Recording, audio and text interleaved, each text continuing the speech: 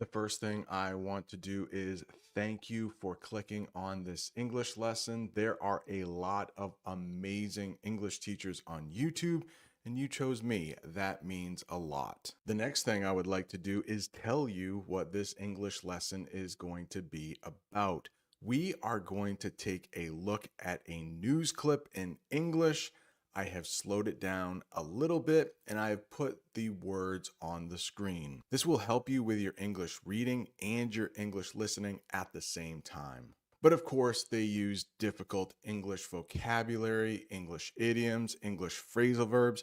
Some you might see on the IELTS or TOEFL exam. But don't worry, after I play the clip, I will come back on here and teach you all of the difficult words. The news clip we will watch together is about the country of Iran trying to assassinate President-elect Donald Trump.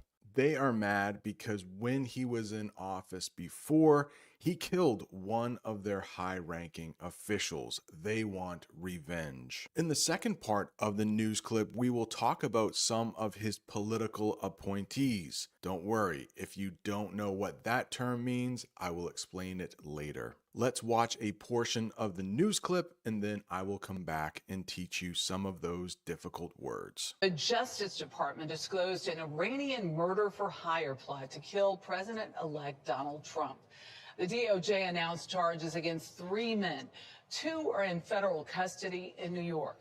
The third suspect is believed to be in Iran. The first word that might be difficult in that news clip is disclosed. For each of these terms, I will have a picture, I will have the official definition, and then I will use that term in a sentence. Disclosed means to make known or reveal information. So something was secret at one time and now it has become known. Take a look at that picture. It looks like the police are giving a news conference. Maybe they found some information and now they want the public to know about it. Here is a sentence using disclosed.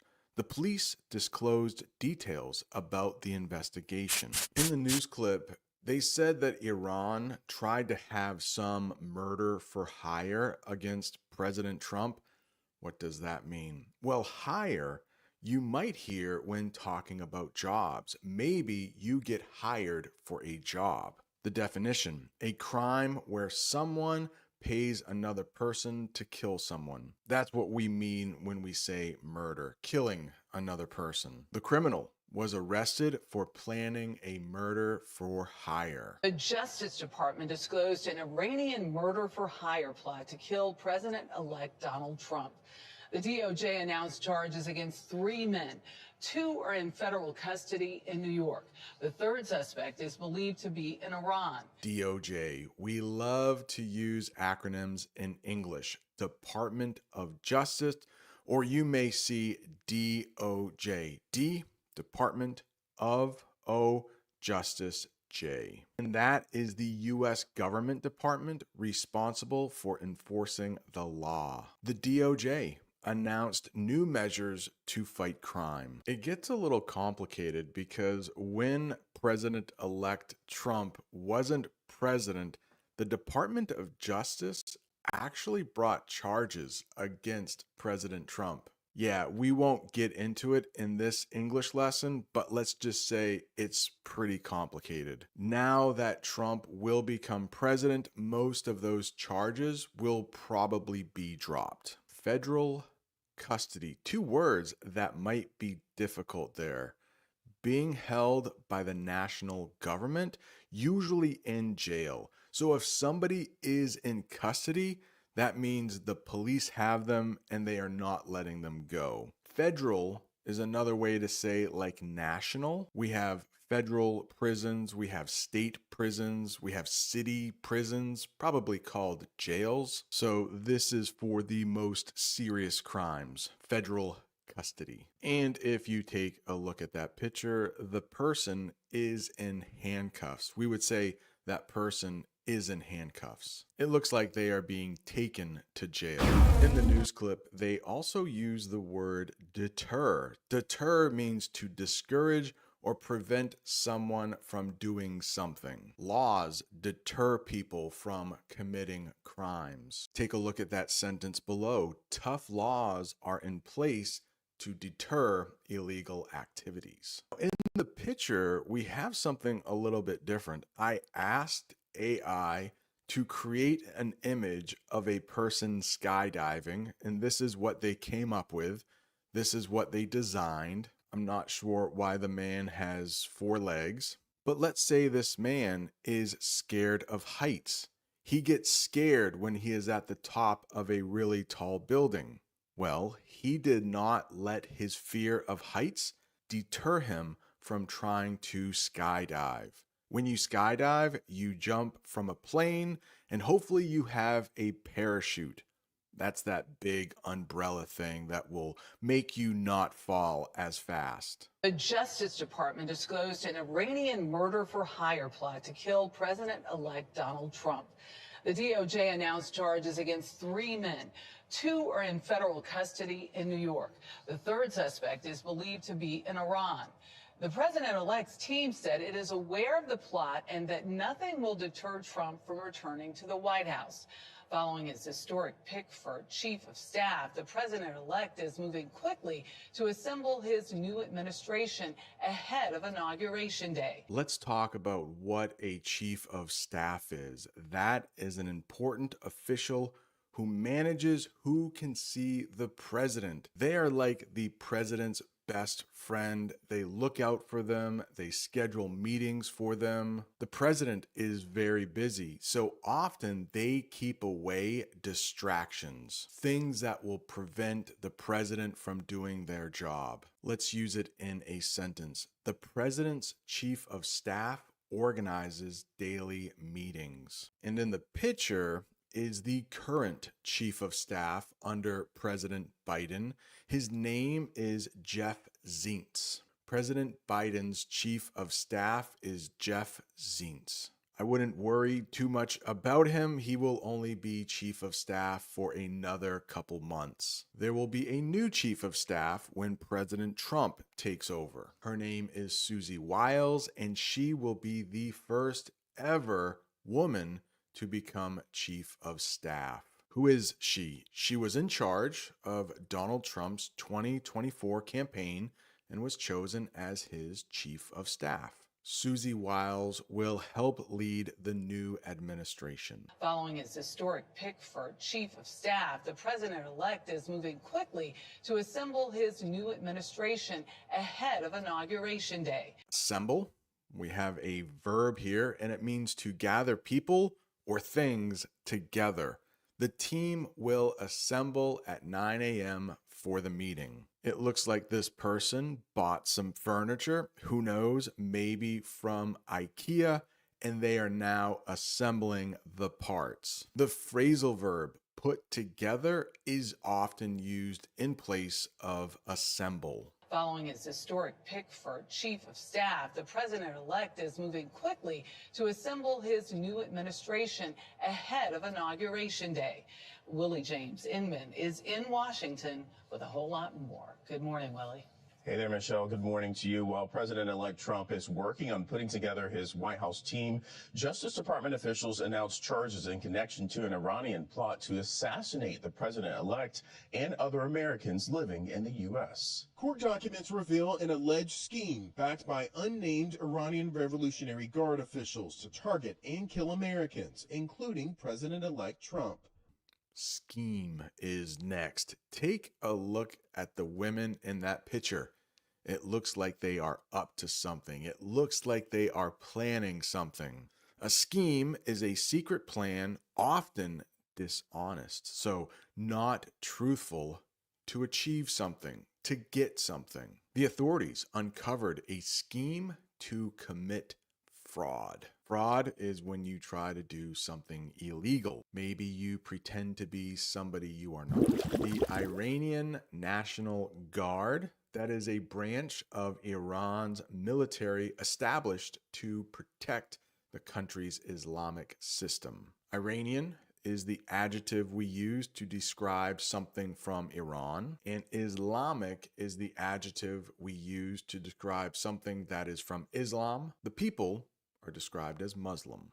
The Revolutionary Guard was involved in recent military exercises. Justice Department officials announced charges in connection to an Iranian plot to assassinate the president-elect and other Americans living in the U.S. Court documents reveal an alleged scheme backed by unnamed Iranian Revolutionary Guard officials to target and kill Americans, including President-elect Trump.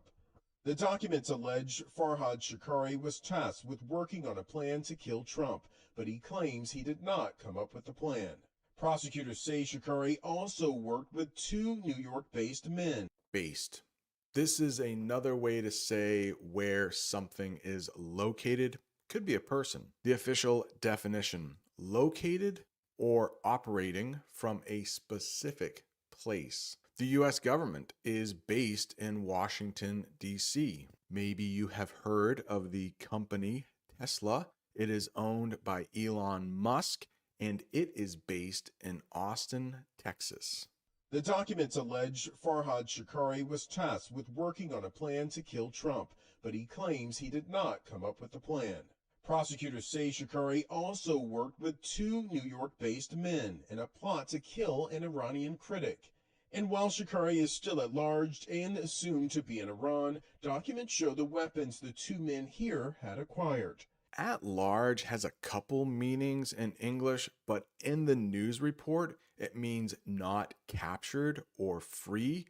The suspect is still at large. This is the opposite of in custody. Really quickly, if I could ask you for a favor, do you mind hitting that like button if you are learning English? It really helps other people find the channel. And if you haven't subscribed, please subscribe so you never miss another English lesson. In the news report, they mentioned 2 of the 3 suspects have been captured, but one is still at large. Acquired, that means obtained or gained possession of something. Oh, look at this. It looks like a woman has just acquired her U.S. passport. I don't know if you have ever acquired or obtained a U.S. passport, but it does take quite a lot of work and it takes quite a bit of money. The passports in the United States are good for 10 years if you are an adult. I think if you are under 18,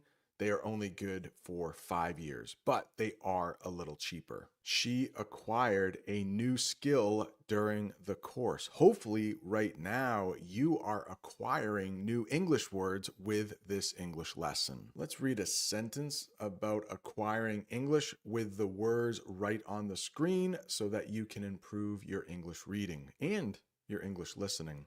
I hope this English lesson is helping you acquire more useful vocabulary. I used obtained in the definition, but I just want you to know the English words acquire and obtain are often used as synonyms. But of course, nothing is easy when it comes to English. There are times when they aren't synonyms. Prosecutors say Shakari also worked with two New York-based men in a plot to kill an Iranian critic. And while Shakari is still at large and assumed to be in Iran, documents show the weapons the two men here had acquired. Meanwhile, in Mar-a-Lago, President-elect Trump made his first pick for a top spot in his White House, tapping campaign manager Susie Wiles to serve as his chief of staff.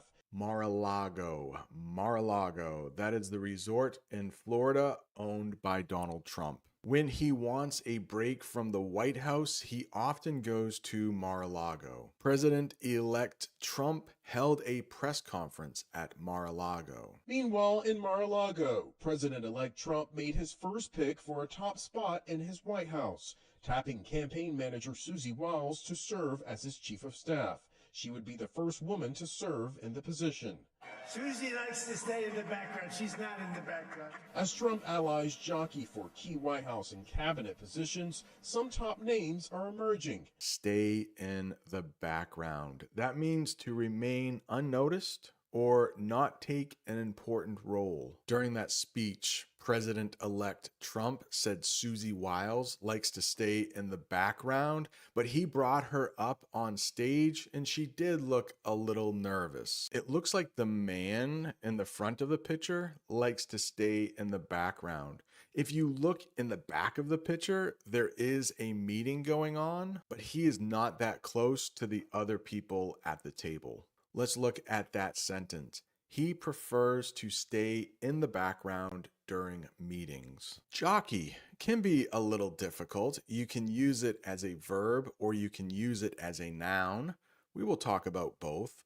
As a verb, it means to compete or struggle for an advantage or position. Several candidates are jockeying for the top job. Let's look at this picture. It looks like there are some seals on a rock, and maybe they are jockeying for the best position on the rock. Maybe it's a place where the rock gets the most sun. How about in sports?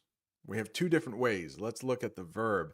The soccer players were jockeying for control of the ball. But it can also be a noun. A jockey is someone who races horses. In the picture, that jockey is dressed in yellow and white. Meanwhile, in Mar-a-Lago, President-elect Trump made his first pick for a top spot in his White House, tapping campaign manager Susie Wiles to serve as his chief of staff. She would be the first woman to serve in the position. Susie likes to stay in the background. She's not in the background. As Trump allies jockey for key White House and cabinet positions, some top names are emerging.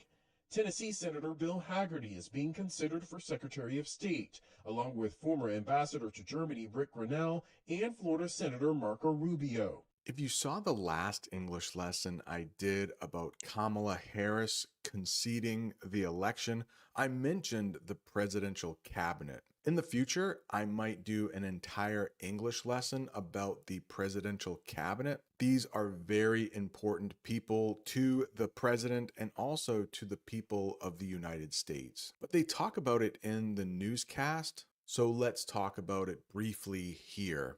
The president, when they get their new job, they have to appoint over 4,000 people to new government jobs, and the presidential cabinet is just a few of those jobs. The presidential cabinet is a group of advisors, those are people who offer advice or helpers, chosen by the president to lead important government departments. The president announced his new cabinet members. That is an image I used, created by AI. Please don't count the number of people around the table, but there are 15 members of the president's cabinet, and we will talk about a couple of the most important ones right here. Secretary of State, super important. The Secretary of State is the U.S. official responsible for foreign affairs. So they deal with a lot of leaders from other countries. The Secretary of State met with international leaders. As Trump allies jockey for key White House and cabinet positions, some top names are emerging. Tennessee Senator Bill Hagerty is being considered for Secretary of State, along with former Ambassador to Germany Rick Grenell and Florida Senator Marco Rubio. For Treasury Secretary, Scott Bessent is seen as Trump's top pick, with former U.S. Trade Representative Robert Lighthizer also being considered. Treasury Secretary. Anytime you hear Treasury, start thinking about money. Let's get the official definition. The U.S. official responsible for the country's money matters. Everything that deals with the country's money. The Treasury Secretary discussed the new budget plan for the upcoming year. We have a long one here, but don't worry. It's exactly what it sounds like. The Department of Health and Human Services. They are concerned about Americans' health. It's the U.S. government department focused on health and welfare, which is another way to say how people are doing. Their mental health, their physical health. The Department of Health and Human Services launched a new health plan for healthier school lunches. You can imagine if students are going to school and they are being served gross, unhealthy food at lunch, That's not good for the United States. We want our students to be healthy. We want them to be fed good meals. As Trump allies jockey for key White House and cabinet positions, some top names are emerging. Tennessee Senator Bill Hagerty is being considered for Secretary of State, along with former Ambassador to Germany Rick Grenell and Florida Senator Marco Rubio. For Treasury Secretary, Scott Bessent is seen as Trump's top pick, with former U.S. Trade Representative Robert Lighthizer also being considered. As for Chief of the Department of Health and Human Services, allies of Robert F. Kennedy Jr. have floated his name, and though Kennedy is scheduled to meet with Trump next week, it is unclear if he will have a role in the new administration. Former Secretary of State Mike Pompeo is also being considered to lead the Department of Defense. Now, these are just some of the names President-elect Trump is considering for his administration, and no final decisions have been made, but Trump is listening to those around him and his team as his team moves quickly to fill key positions. They also mentioned floated his name. You might think of floating when it comes to water, but this is different. Suggested someone for a position or role. You can imagine in this picture, they are having a conversation that goes something like this. Oh yeah, that person would be a good fit for that position. We should hire them. Well, what about this person? They floated his name as a potential candidate for the position. Potential. That means like they have a good chance. They might be really good at doing something. The Department of Defense. This is almost like the opposite of the Secretary of State. The Secretary of State meets with foreign countries. The Secretary of Defense is all about defending the United States. Sometimes they work together. The Department of Defense is the U.S. government department responsible for military forces and national security, keeping the country safe. The Department of Defense announced new defense strategies to protect the country. Congratulations, you made it to the end of another English lesson. If this lesson was difficult, I encourage you to watch it again, maybe 2 more times. There is a lot of information packed into a short amount of time. But if you're looking for a new challenge, right down there is an English lesson I did about Kamala Harris admitting she lost the race. Thanks so much for watching. See you next time.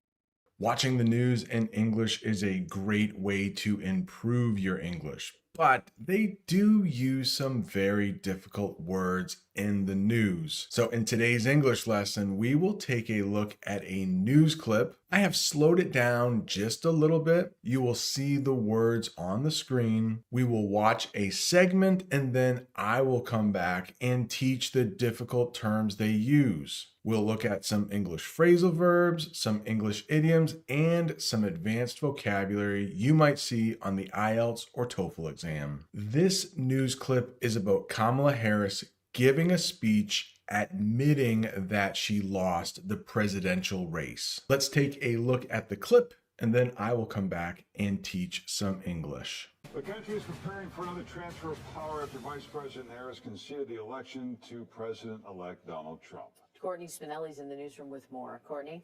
Yeah, good morning to you both. We are expecting President Joe Biden to address the nation this morning for the first time since Donald Trump's victory. The first difficult term they use is transfer of power. For each term, I will have a picture, I will have the official definition, and I will use that term in a sentence. The transfer of power means the process of passing control from one leader to the next. In the United States, for almost 250 years, we've been very lucky. The transfer of power from one president to the next has always been peaceful. Well, almost always. It was a little bumpy during 2020 when Donald Trump passed power to Joe Biden. But for the most part, it's been peaceful. We've never had a president say, nope, I'm not leaving the White House. In fact, I'm going to get the army to help me stay in the White House. The transfer of power has been peaceful. Let's look at a sentence using the transfer of power.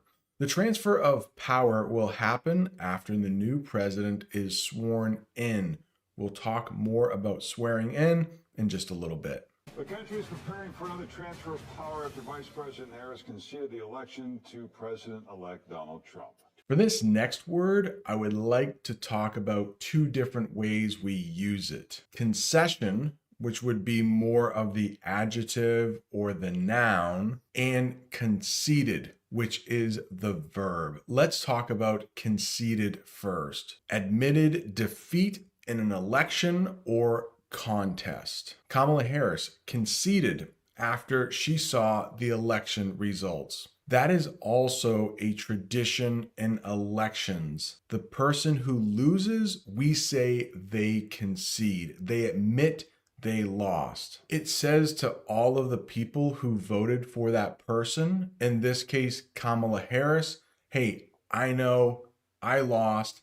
Now we need to support the winner. We will come together. We will unite as Americans. Kamala Harris conceded after she saw the election results. Every candidate will give a concession speech, which in the news clip, you will see a portion of Kamala Harris's concession speech. A concession speech is a speech given by the person who lost an election, admitting they did not win. In her concession speech, she thanked her supporters. From now until January 20th, 2025, you will hear President-elect quite a bit when talking about President Trump, or should I say President-elect Donald Trump. That means the person who has been elected president but has not started the job yet.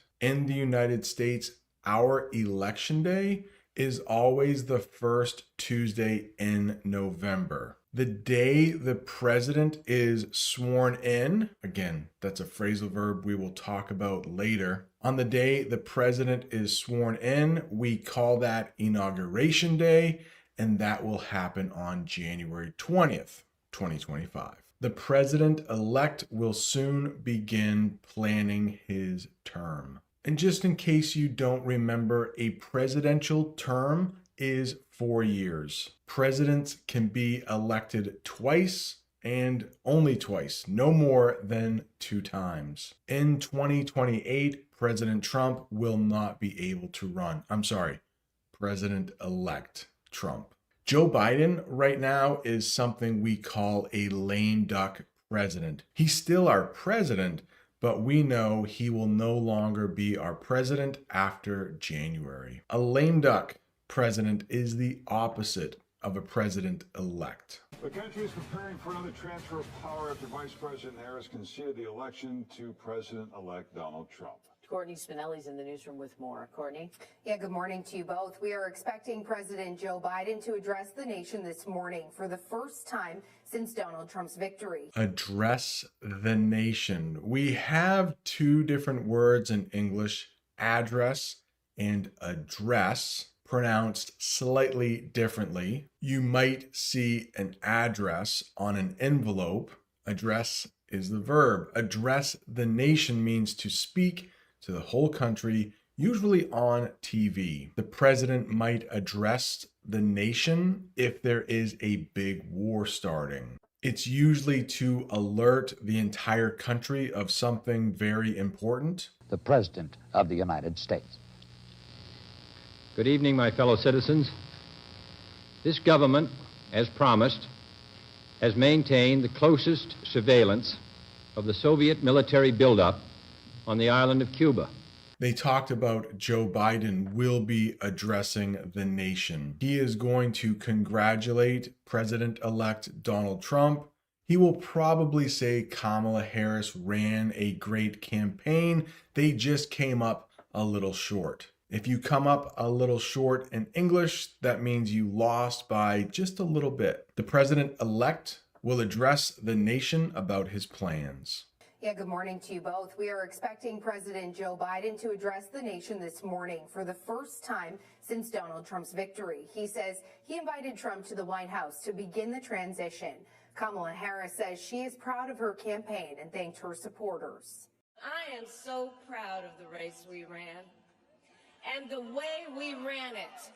The vice president addressed the nation Wednesday afternoon, admitting defeat in the presidential election. She delivered her remarks from her alma mater, Howard University, after she spoke with Trump by phone. President Harris gave her concession speech at her alma mater, Howard University. We will talk about Howard University in just a minute, but let's talk about alma mater now. It comes from the Latin, but in English, we now say it's the school or university someone graduated from. Kamala Harris's alma mater is Howard University. And I had to have the picture, the University of Alabama, because the University of Alabama is my alma mater. I graduated from the University of Alabama way back in 2002. We also use the Latin term alumni to describe people who have graduated from that school. That is the plural, alumni. Alumnus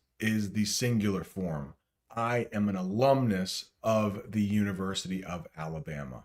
Howard University. It's a famous university in Washington, D.C., known for being a black university. There was a time in this country where if you were black, it was very difficult to get into a college or a university. Those two things are basically the same thing in American English. So there were certain universities or colleges that were set up or built just for students who were black. It was a safe place for them to go, not having to worry about people being mean to them, white people being mean to them. Many well-known people graduated from Howard University. And of course, Kamala Harris is one of them. I am so proud of the race we ran and the way we ran it. The vice president addressed the nation Wednesday afternoon, admitting defeat in the presidential election. She delivered her remarks from her alma mater, Howard University, after she spoke with Trump by phone. He gave his victory speech early Wednesday morning in front of an enthusiastic crowd in West Palm Beach. This is not easy to say. I will say it a couple times slowly. Enthusiastic. Enthusiastic. That means showing a lot of excitement and interest. I hope you are enthusiastic towards learning English. I'm sure you are. Her supporters, or Kamala Harris's supporters, were enthusiastic about her campaign. He gave his victory speech early Wednesday morning in front of an enthusiastic crowd in West Palm Beach. Earlier today, I spoke with President-elect Trump and congratulated him on his victory. I also told him that we will help him and his team with their transition, and that we will engage in a peaceful transfer of power. I want to thank the American people for the extraordinary honor of being elected your 47th president and your 45th president. The former president faced off with the vice president, who entered the race just over 100 days out from Election Day. Faced off. It is a phrasal verb meaning competed against each other in an election or contest. She faced off against her opponent in the debate. I thought this might be a new term for you, 100 days out. It's not all that common, but in the news, they use some pretty uncommon terms. You might hear 100 days away. So we are 100 days away from Inauguration Day, but it's a term used to mark 100 days before an important event. They started planning new policies 100 days out from the election. I also told him that we will help him and his team with their transition, and that we will engage in a peaceful transfer of power. I want to thank the American people for the extraordinary honor of being elected your 47th president and your 45th president. The former president faced off with the vice president, who entered the race just over 100 days out from Election Day. Harris's decisive defeat devastated hopes that she could revive Democrats' chances following President Joe Biden's bid for re-election, hitting roadblocks. Revive. This comes from the Latin. It literally means to give life again. Re means again. Vive has something to do with life. The official definition: to bring back or give new energy to something. Maybe you have stopped studying English for a couple weeks, but then suddenly you get this desire to start learning English again. We may say your interest has been revived. She wanted to revive the economy by creating new jobs. Does the microphone sound a little better? I forgot to turn the microphone on at the beginning of the news lesson. Hopefully it's better now. Hitting roadblocks is an idiom. That means facing obstacles or problems. I know for sure when you first started studying English, you hit a lot of roadblocks. It's not easy. Hopefully now that you have been studying a little longer, you are hitting fewer roadblocks. They were hitting roadblocks trying to pass the new law. And since this is an idiom, there are no real roadblocks in the newscast, but in the picture, you will see what actual roadblocks are. They are things that block a road. Let's look at a sentence talking about studying English and hitting roadblocks. I'm sure you hit roadblocks every day while learning English. Harris's decisive defeat devastated hopes that she could revive Democrats' chances following President Joe Biden's bid for re-election, hitting roadblocks. This is not a time to throw up our hands. This is a time to roll up our sleeves. I love what Kamala Harris says, like right in a row. She talks about this is not a time to throw up our hands. It's a time to roll up our sleeves. Let's talk about what both of those idioms mean. To throw up our hands, that means to give up or stop trying. She says for the Democrats, this is not a time to throw up our hands. After many challenges, they almost threw up their hands. I hope you never decide to throw up your hands while learning English. I know it can be frustrating, but hey, nice job. You are already halfway through this English lesson. No. She said it was time to roll up our sleeves. And that means get ready to work hard. Now, the person in the picture is literally rolling up their sleeves. You will find your sleeves on a shirt. That man is wearing a long sleeve shirt, but we also have things called short sleeve shirts. Sometimes you might hear it called a t-shirt, but you can have button-up shirts that are also short sleeved. They rolled up their sleeves to tackle the new challenges. This is not a time to throw up our hands. This is a time to roll up our sleeves. Harris encouraged her supporters to accept the results of the election, calling it a critical part of democracy. Critical. This is something that is very important or necessary. That person is in a hospital bed and they could be in critical condition. You will sometimes hear that term used when talking about medical things. They are in critical condition. The next decision is critical for the future of the country. I'd like to think in the United States, I live in a democracy. At least I hope I do. It feels like I do. Most people thought that President Trump would not win, but the people voted for him, or at least over 50% of the people voted for him. I know our current president, Joe Biden, did not want that to happen. He wanted Kamala Harris. So maybe we do live in a democracy. That is a system of government where people choose their leaders. I know that many of you, because you have told me in the comments, you do not feel like you live in a democracy. You cannot have an election and elect the leaders you want. I'm pretty sure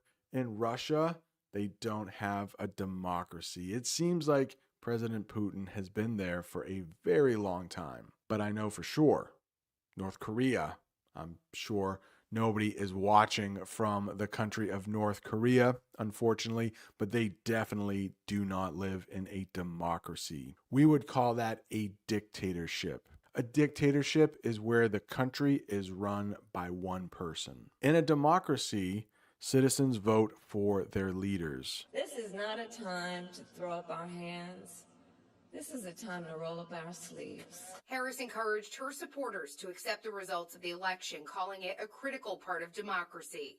While I concede this election, I do not concede the fight that fueled this campaign. Now, you might know fueled as something you put in a car to make it go. Gas, gasoline. It's another name for gas, fuel.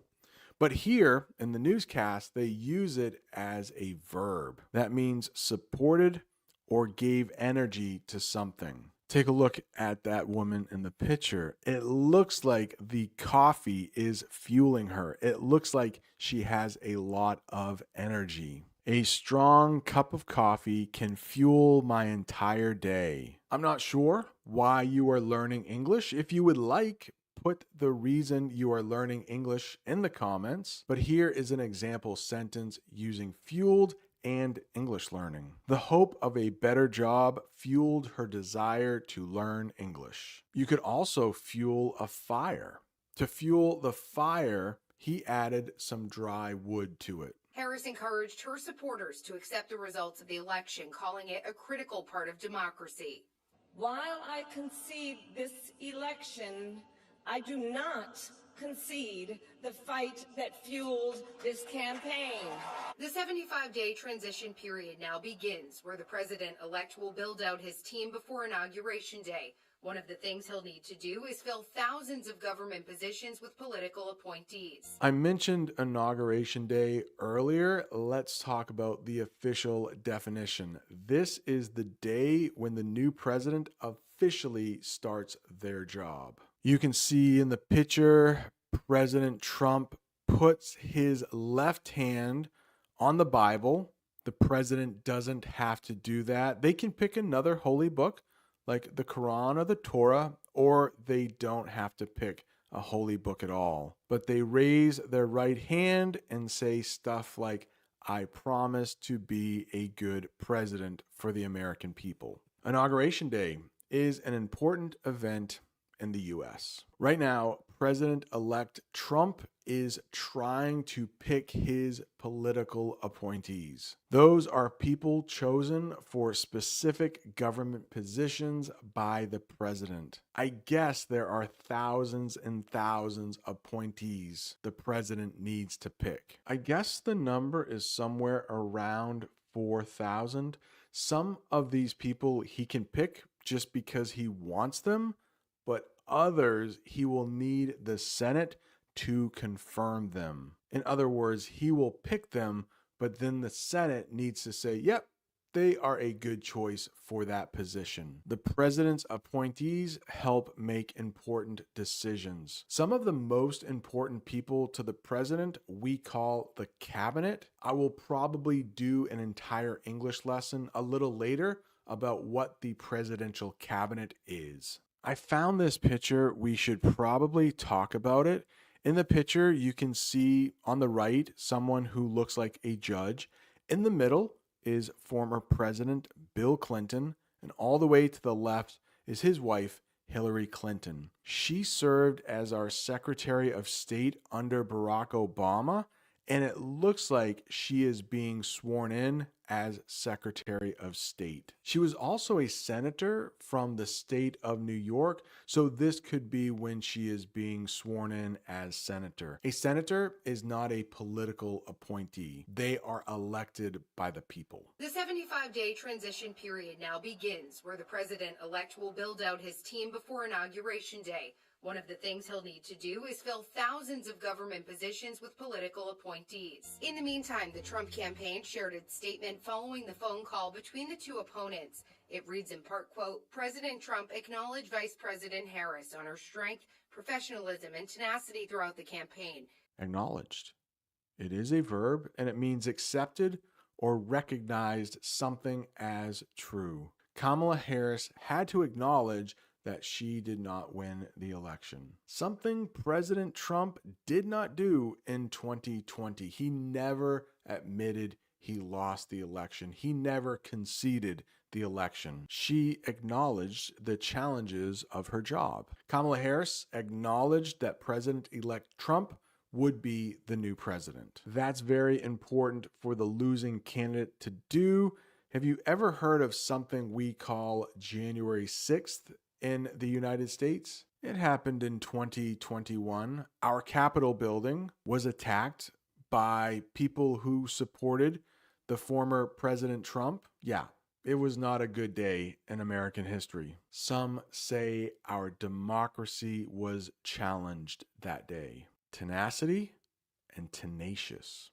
Tenacious is the adjective form, but in the news clip, they use tenacity. That means determination to keep going even when it's hard. To learn English, you need to be tenacious. You need to have tenacity. It's really hard to learn English. It's not going to be easy. Her tenacity helped her through a difficult campaign. In the meantime, the Trump campaign shared its statement following the phone call between the two opponents. It reads in part, quote, President Trump acknowledged Vice President Harris on her strength, professionalism, and tenacity throughout the campaign, and both leaders agreed on the importance of unifying the country. We call ourselves the United States of America, like we come together and act as one country, even though we are 50 different unique states. I wouldn't say our country is united right now. I would say this country is divided. That is the opposite of united. Unify is the verb form of united, bringing people together as one. Her speech was unifying, aiming to bring people together. She said, I know I concede that I lost, but this is a time for all Americans. It doesn't matter who they voted for, to come together and act as one country. Congratulations, you made it to the end of another English lesson. Before you go, please don't forget to subscribe. And if you are looking for more English lessons, right down there is an English lesson I did about President Trump winning the election. I'm sorry, President-elect Trump. Thank you so much for watching. See you next time. Donald Trump will become the 47th President of the United States. Hello, and welcome back to another English lesson. This is about Trump becoming our 47th president. In today's English lesson, you will learn English idioms like run the table. You will learn some advanced vocabulary like double down. I am in my classroom right now. It has been a long night. I haven't slept very much. I still have my glasses on so I can see, but let's talk about this news clip. We will watch a news clip from Fox News. Now, they like Republicans better. They are the news station for Donald Trump, pretty much. Watching the news in English can be an amazing thing, but they often use some very advanced vocabulary. That's where I come in. I will have a definition. I will use that in a sentence, and by the end of this lesson, you should know at least 16 more words, terms, phrases, English phrasal verbs you might see on the IELTS or TOEFL exam. Let's take a look at that news clip. The Fox News decision desk can now officially project that Donald Trump will become the 47th President of the United States. The former president's comeback will be complete with a win in Wisconsin, a state that he narrowly lost 4 years ago. All right, this word can be tricky because we have something called a project, which is like something you work on, but they didn't say that in the news clip. They said project. pronounced a little differently. What does project mean? Well, it's a verb, and it means to guess what might happen in the future based on information now. So even before it was official, news stations were able to project Donald Trump becoming the 47th president of the United States. Let's use project in a sentence. Experts project that more people will vote in the next election. Come back. Let's talk about what that is. When someone returns to success after a setback or a loss. So you could be up here, something happens, you're not as good, but when you come back to be higher, to be better like you were before, we call that a comeback. Donald Trump made a comeback and won the recent election. The Fox News decision desk can now officially project that Donald Trump will become the 47th president of the United States. The former president's comeback will be complete with a win in Wisconsin, a state that he narrowly lost 4 years ago. Narrowly, not easy to say. It means by a small amount, just barely. Right now, as I am recording this, it doesn't look like Trump narrowly won. It looks like he won by a landslide, and we will talk about that in just a minute. But the sentence using narrowly, Donald Trump narrowly won the election against Harris. The former president's comeback will be complete with a win in Wisconsin, a state that he narrowly lost 4 years ago. He is now the second president in U.S. history to win non-consecutive terms. The first was Grover Cleveland in the late 1800s. I love presidential history. I don't know why. I just like learning about former presidents. And we have had one president before Donald Trump serve 2 non-consecutive terms. Don't worry, I will talk about what non-consecutive terms are. But the first president to do that was Grover Cleveland, U.S. president who served 2 terms that were not in a row. Most presidents, if they do serve 2 terms, and they can only serve 2 terms, most of them do that consecutively, one after the other. Trump happened non-consecutively. He was president, then he lost, and then he came back and was president again. So he will be our 45th president, and he will also be our 47th president. Biden was in between his 2 terms. For all of my life, this sentence was true. It is not true anymore. Grover Cleveland was the only president elected to 2 non-consecutive terms. He is now the second president in U.S. history to win non-consecutive terms. The first was Grover Cleveland in the late 1800s. Senator J.D. Vance will become the 50th vice president of the United States. Voters expressed deep frustration with the Biden administration, and former President Trump and the future President Trump overperformed in urban areas. Trump definitely overperformed in this election. What does that mean? Did better than expected. President Trump has run for president 3 times, so you can look back at the other 2 times, see how he did.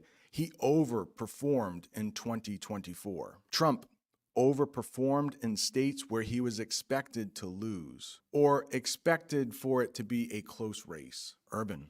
When you hear urban, think tall buildings, think the city. It means relating to cities or large towns. Most votes for Harris came from urban areas. That is true. Big cities usually vote Democrat, while rural, that means like out in the country, I've talked about that before on this channel, rural areas tend to vote Republican. Senator J.D. Vance will become the 50th vice president of the United States. Voters expressed deep frustration with the Biden administration, and former President Trump and the future President Trump overperformed in urban areas, particularly with men, proving that the strategy that they doubled and tripled down on over the course of the last few months absolutely succeeded. Particularly. Not easy to say. Particularly.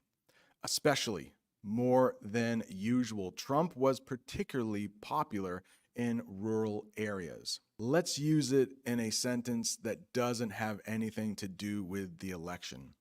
I like fruit, particularly grapes. I love studying English, particularly watching YouTube English lessons. And if I could, please subscribe to the channel if you haven't before so you never miss another English lesson.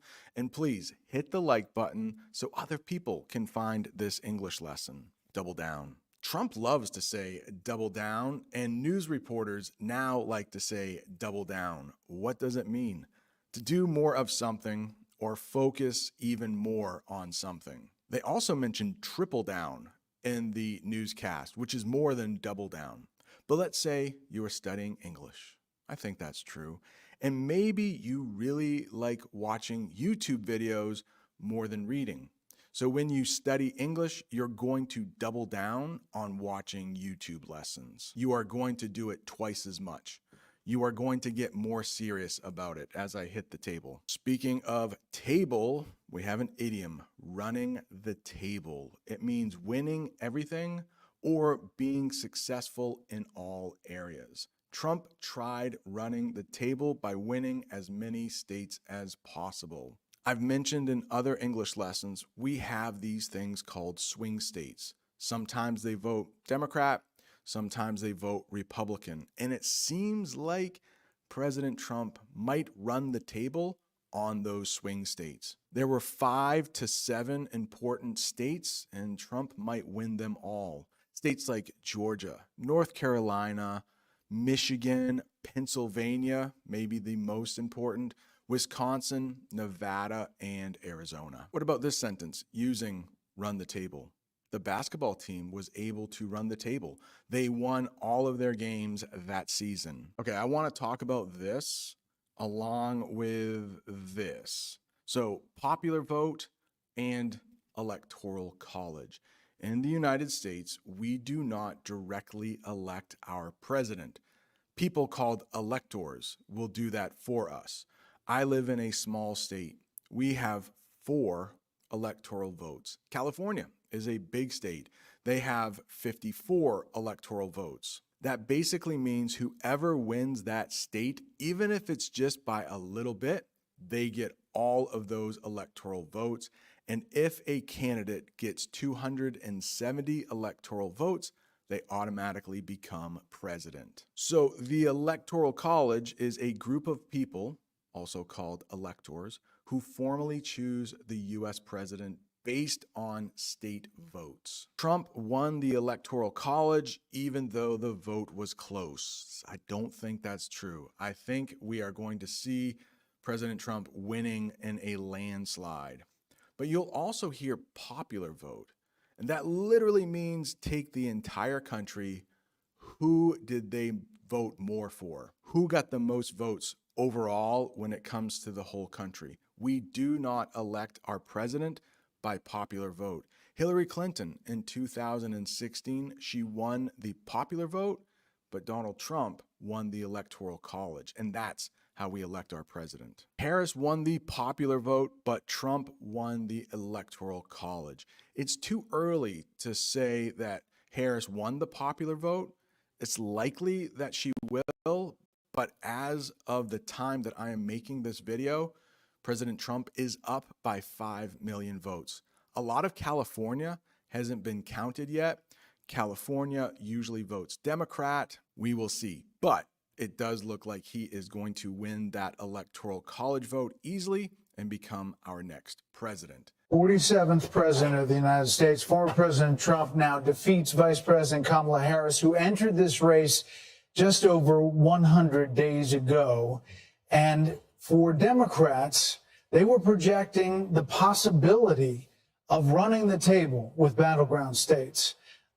David Plouffe with the Democratic campaign of Harris campaign suggested that just yesterday. Now it is possible that Donald Trump runs the table with these states and builds on a big landslide electoral win We don't know where the popular vote is going to finish out, but we do know that he will be going back to the White House, and with him, Brit Hume, will be a lot of changes because he will have been there once and will know what he wants to do. You know, he often accounts for the fact that he had so much turnover in his first term as president by the fact that he didn't really know Washington. Turnover. This might happen where you work. The rate at which employees leave a job and are replaced. At the school I'm at, we do not have a high turnover rate. Most teachers will teach from year to year. They won't leave the school, but I have worked at schools where we need to find new teachers every year. During Trump's first term as president, he hired a lot of people for his cabinet and other positions, and then he had to fire them, get new people in those positions, and that's turnover. And he promises us that now he knows whom he wants to hire. Now he knows the kind of people he wants to have around him. A lot of people are saying that means a lot of very experienced people around Washington will be ruled out, and maybe they will. But it's going to be very interesting to see the kind of people he reaches out to and reaches out for in the days and weeks ahead as he... And you've seen you can see the joy on all these people's faces. Think about the angst. Realm. It's like the area surrounding you. A field or area of activity, interest, or knowledge. Maybe you are really smart when it comes to the realm of politics. You know that subject very well. The election was important in the realm of American politics. Realm. I know, if you try to read it, it really doesn't look like realm, but that's how we pronounce it. Love it. More English phrasal verbs that I can teach you. Ruled out. What does it mean? Decided that something is not possible or won't happen. For example, this is not true, but let's say by the end of the year, I wanted to travel back to Brazil, but I had to rule it out because I didn't have enough money. Harris was ruled out as the winner after all the votes were counted. Another good English phrasal verb here, to reach out to somebody. That means to contact someone, often to offer help or make a connection. So maybe I need some help in my classroom. The students are being a little too crazy. I might reach out to my principal and ask him for help. Trump reached out to new voters to gain support. If you haven't heard from a friend lately, you haven't texted them or talked to them, you might want to reach out. Maybe send them a text message. Angst. That is a feeling of worry or anxiety about something. A lot of people are nervous this morning. They feel a lot of angst because President Trump will be our new president in January. It's called Inauguration Day. He will become president on January 20th, 2025. Sentence: there was a lot of angst among voters during the election. This was not one of our words, mandate, but if you watch the news over the next couple days, you might hear this word, so I would like to teach it to you. The definition is an official order or command to do something. Trump might think he has a mandate from the American people to pretty much do whatever he wants. Hopefully fix the economy, things like that. But when politicians have a mandate, it means they think they won in such a big way that the people want them to do everything they can to help. We have three branches of government: the Supreme Court, the President, and Congress. And right now, it seems like all three will have more Republicans in them than Democrats. When that happens, usually new laws can get passed quickly because they're all thinking alike. They're all on the same page. Here is a sentence using mandate. The school gave a mandate that all students must wear uniforms. That is not true at my school. We do not have to wear uniforms here. Congratulations, you made it to the end of a very difficult English lesson. Maybe you want to rewatch it, or if you're looking for more English, right down there, there's 3 hours of learning English with the US elections. Thanks so much for watching. See you next time.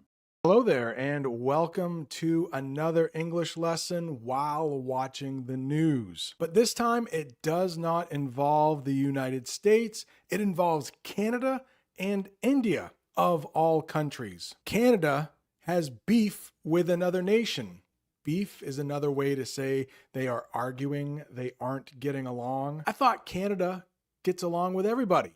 Take a look at Bob the Canadian, one of the nicest English teachers on YouTube ever. Canadians are always saying sorry for things they didn't do. But Canada is saying to India, oh, and by the way, whenever I say the name of the country in one of these English lessons, I am talking about the government. Last English lesson, I talked about Iran. And every time I said Iran, I didn't mean the people of Iran, I mean the government. So in this English lesson, we are going to learn about Canada saying that India is interfering with Canadian business, Canada's government, basically killing people who are in Canada. We also need to talk about the religion Sikhism or Sikhism or Sikhi. This is a religion very popular in a part of India called Punjab. Let's take a look at this map here. Now that blue country in English, we call that India. Sometimes you will hear that called Hindustan in other languages. And that yellow country that is very hard to read is called Khalistan. Wait a second. Did I say it was a country? No, it's not. That is what this whole English lesson is about. That yellow part is part of India.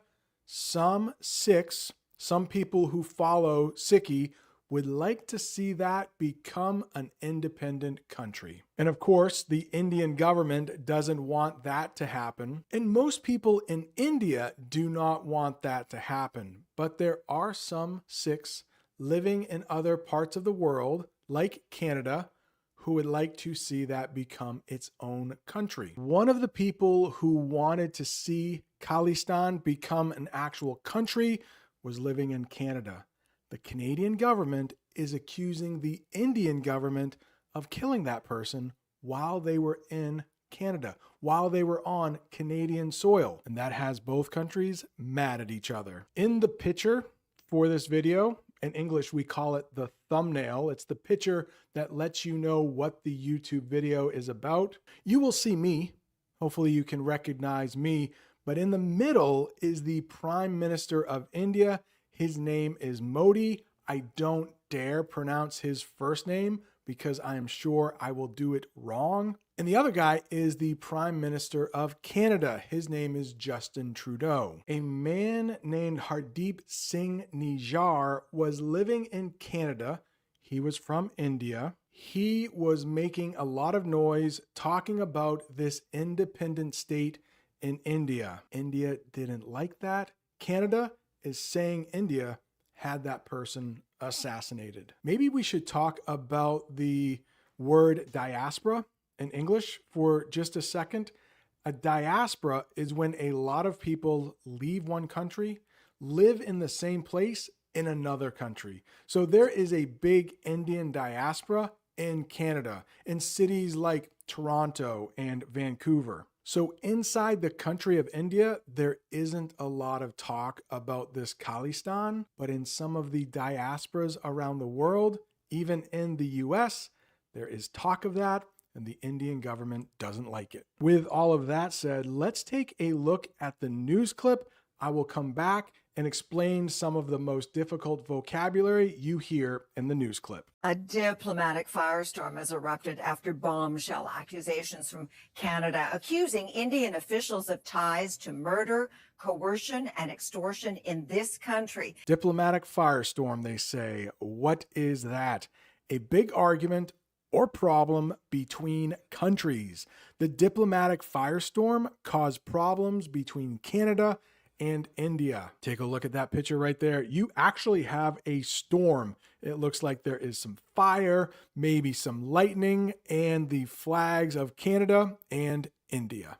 Diplomatic is an adjective describing something. Diplomacy is the noun. And that means when two countries talk, have good relations to stay peaceful with each other. So let's say right now there isn't exactly perfect diplomacy between India and Canada. They're having a little fight. Bombshell accusations, very shocking, or surprising claims. Canada made bombshell accusations against India. They said, "Why are you killing people on Canadian soil? You should not be doing that." Accusation is a noun. Accused is the verb. He accused his girlfriend of cheating with another man. A diplomatic firestorm has erupted after bombshell accusations from Canada accusing Indian officials of ties to murder, coercion, and extortion in this country. Coercion. Coercion. Let's make that picture a little bigger. I really like it. Coercion is forcing someone to do something they don't want to do by threats. Yeah, take a look. It looks like that man is threatening the other man. He is trying to coerce him to do something. Let's look at a sentence using coercion.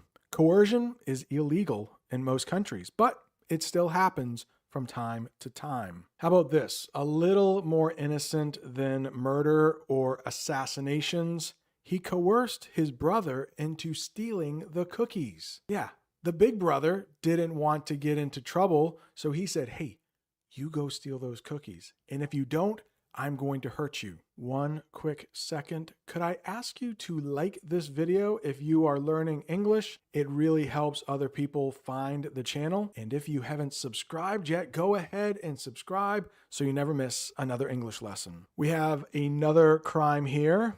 Extortion. What is that? Forcing someone to give you money or something else by threatening them. So here, something is involved, like they get something in return for the threats. Coercion, you are threatening somebody, but you're making them do something. Look at that picture. Look at the sentence. The police arrested the man for extortion. He looks like he is being grilled right now. When you're grilled, they are asking you a lot of questions, putting a lot of pressure on you. A diplomatic firestorm has erupted after bombshell accusations from Canada accusing Indian officials of ties to murder, coercion, and extortion in this country. In a tit-for-tat move, both countries have expelled diplomats, India reacting with anger and flat-out rejection of the claims. Tit for tat. I love that saying. It's a situation where one person or group does something to another, and they do the same thing right back. So we're going to talk about expel in a minute. Expel, like make them leave. So Canada makes some people from India leave the country. So India has to go right back and do the same thing. That is tit for tat. Canada and India are playing tit for tat by forcing the diplomats to leave. Take a look at those two neighbors. Probably one neighbor was playing music really loud and the other neighbor said, "Oh yeah, you want to play loud music? I can do that too." Tit for tat. I want to interrupt our lesson for just a second to tell you about today's sponsor, Ground News. I'm in my classroom doing a little research, jamming out to some music, listening to the Rolling Stones, but also getting ready for the next lesson. The next lesson is going to be about Marco Rubio being Donald Trump's pick for Secretary of State, but it's so difficult to know if the news is being honest with you. So at Ground News, they have a couple different choices, US, international. I always go with the US. And I like to see what is trending now, what is very popular in US news. So of course we have Israel, Hamas, that's going to be a big one. But second most popular right now is Marco Rubio. And it's so hard to know, is this being written more for Democrats, more for Republicans, or is it being told right down the center, which is what I like. So I can look at these top Marco Rubio news stories here.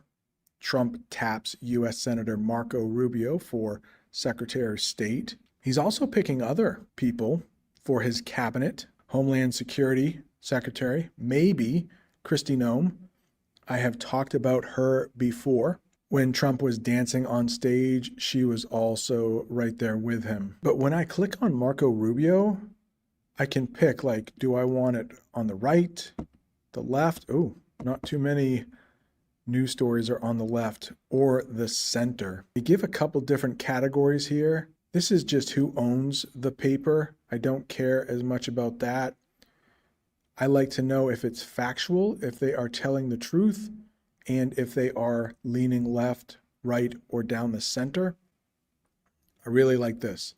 This says it tells the truth and it is right down the center. So I'm going to read this news article to get ready for the next English lesson about Marco Rubio. But if you would like to try ground news, there will be a link in the comments. It will be pinned right at the top. And if you sign up through my link, you can get 15% off. All right, now let's get back to that lesson about Canada and India. A diplomatic firestorm has erupted after bombshell accusations from Canada accusing Indian officials of ties to murder, coercion, and extortion in this country. In a tit-for-tat move, both countries have expelled diplomats, India reacting with anger and flat-out rejection of the claims. The new low in relations comes as Canada's public safety minister testifies before the foreign interference inquiry. CTV's Michael Couture is here to wrap it all together for us. Okay, Mike, tell us more. Expel. What does that mean? To force someone to leave a country or organization. If my students get into a lot of trouble at school, they could be expelled. That means the principal tells them you need to leave and never come back. Both countries decided to expel each other's diplomats. Rejection. Rejection. We also have the verb reject. A rejection is refusing to accept something. India gave a strong rejection to Canada's accusations. Basically, they said, no, we didn't do what you say we did. A lot of my students right now are trying to get into college. They are applying to college. They are saying, please, let me come to your school. I have really good grades, but sometimes they get rejected. The boy in the picture looks like he really liked Harvard University. He has all kinds of posters, some banners on his wall. It looks like he got a rejection notice from Harvard. They don't want them. Here's a sentence. He tried to go to college at Harvard, but his application was rejected. Application is the noun. It could be a piece of paper. You fill that out to apply for the school. Most of the time, it is done on a computer. Tensions. This is not the first time I have taught intentions in an English lesson, but it is stress or anger between people or countries. Right now, there is a lot of tension between India and Canada. I almost said China. There might be some tension between India and China too. But President Xi and Prime Minister Modi did get together. They did meet recently at a BRICS conference. So maybe there is less tension than there usually is. Not true for Canada and India. Tensions between Canada and India are very high right now. That meeting between Canada and India looks really tense. It looks like they have a lot of tension. Well, Sandy, a day after Canada and India announced the expulsion of diplomats from each other's countries, tensions remain high between two nations which are supposed to be allies. In the news report, they mentioned ally. Let's talk about what an ally is. A country that helps or supports another country. The US and Canada are strong allies. Allies and friends are basically the same thing. Canada and India were allies before the argument. Yeah, isn't Canada an ally with like every country? Well, Sandy, a day after Canada and India announced the expulsion of diplomats from each other's countries, tensions remain high between two nations which are supposed to be allies. India slams Canada. In fact, very strong language use is in the response. The diplomatic dispute has been the top story on TV in India for the last 24 hours. The accusation that the Modi government is linked to the murder of a Canadian Sikh activist last year has been refuted by India. Slams. That means to say bad things about someone. India slams Canada in response to the claims. Dispute. It's kind of like another way to say fight or argument. A serious argument or disagreement. The dispute between the two countries is growing. Yeah, it makes me feel bad when two countries don't get along. It's usually the United States having disputes with every other country. Accusation, it's related to the word accuse. That means saying someone did something wrong. The accusation was about India's involvement in the murder. Accusation is the noun, accuse is the verb. Take a look at that picture. That person is saying no with their hands. Refute means to say something is not true. India refuted the claims made by Canada. They said, no, we didn't do that. Well, Sandy, a day after Canada and India announced the expulsion of diplomats from each other's countries, tensions remain high between two nations which are supposed to be allies. India slams Canada. In fact, very strong language use is in the response. The diplomatic dispute has been the top story on TV in India for the last 24 hours. The accusation that the Modi government is linked to the murder of a Canadian Sikh activist last year has been refuted by India. The RCMP went one step further, accusing agents of India of being behind homicides, extortion, and other violent acts on Canadian soil. RCMP. What does that stand for? Royal Canadian Mounted Police. The word mounted comes from the fact that they used to ride horses. Some still do, but most don't. They just wear those really cool red jackets. And a nickname for the Royal Canadian Mounted Police is Mounties. If an organized member of crime is being hired or being engaged by a diplomat, which just sounds just incredibly disturbing, if that's happening, that threatens everyone that lives in that community, everyone that lives in that neighborhood. Canada says it had no other choice but to expel diplomats because India refused to cooperate with criminal investigations, and the United States seems to be supportive. They're serious allegations, and we have wanted to see India take them seriously and cooperate with Canada's investigation. They have chosen an alternate path. Last year, the U.S. leveled similar accusations of an alleged plot to carry out multiple assassinations in North America. However, some believe Americans haven't seen as much blowback from India because of how they took a more diplomatic route. They have Indian officials now en route to Washington to discuss a similar situation that unfolded in their country. By going public, we've really blown this out of the water. To go public. Public is the opposite of private. To go public means to make information known to everyone. Canada decided to go public with the accusations. And for once, it looks like the United States is being the good guy. Something similar happened in the United States, but I guess they didn't go public with it. So India and the United States, I guess, have a better relationship right now than India and Canada. Organized crime. Groups that do illegal activities together. We used to have something called the mob in the United States. I don't know, maybe we do still, but that is a type of organized crime.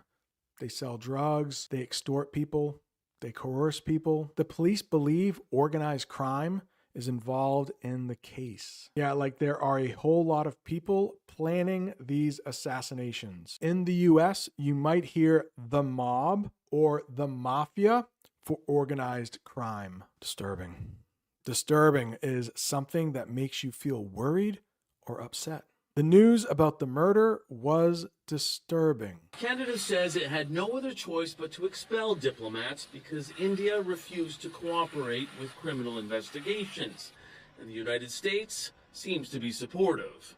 They're serious allegations, and we have wanted to see India take them seriously and cooperate with Canada's investigation. They have chosen an alternate path. Last year, the U.S. leveled similar accusations of an alleged plot to carry out multiple assassinations in North America. However, some believe Americans haven't seen as much blowback from India because of how they took a more diplomatic route. They have Indian officials now en route to Washington to discuss a similar situation that unfolded in their country. By going public, we've really blown this out of the water. Threatens. Coercion? Threatens? Very much the same thing. Coercion is more of a legal term. To be in danger to someone or something. The crime threatens the safety of everyone in the community. Cooperate. Cooperate. To work together to help someone. Canada asked India to cooperate in the investigation. Hey, we think some people in the Indian government might be coming over here and killing people in Canada. You think you could help us with that? You think you could cooperate just a little bit? Supportive. That means to agree with or help someone. The United States is supportive of Canada in this situation. Yeah, I think for the U.S., its closest ally is Canada. Take a look at that picture. That father is being very supportive to his child. They are helping them ride their bike. What about serious allegations? What if you take something seriously? That means to think something is very important. The U.S. wants India to take the accusations seriously. A lot of big words in this English lesson, right? Very advanced. I hope you are taking your English learning seriously. And hey, this is a long English lesson. We are not done yet. But if you are still watching, I know you take your English learning seriously. Oh yes, those two people in that picture, they look like they are very serious. No joking around. In the news clip, they said level accusations. That means to make accusations against someone. Remember, to accuse someone means you are saying they did something bad.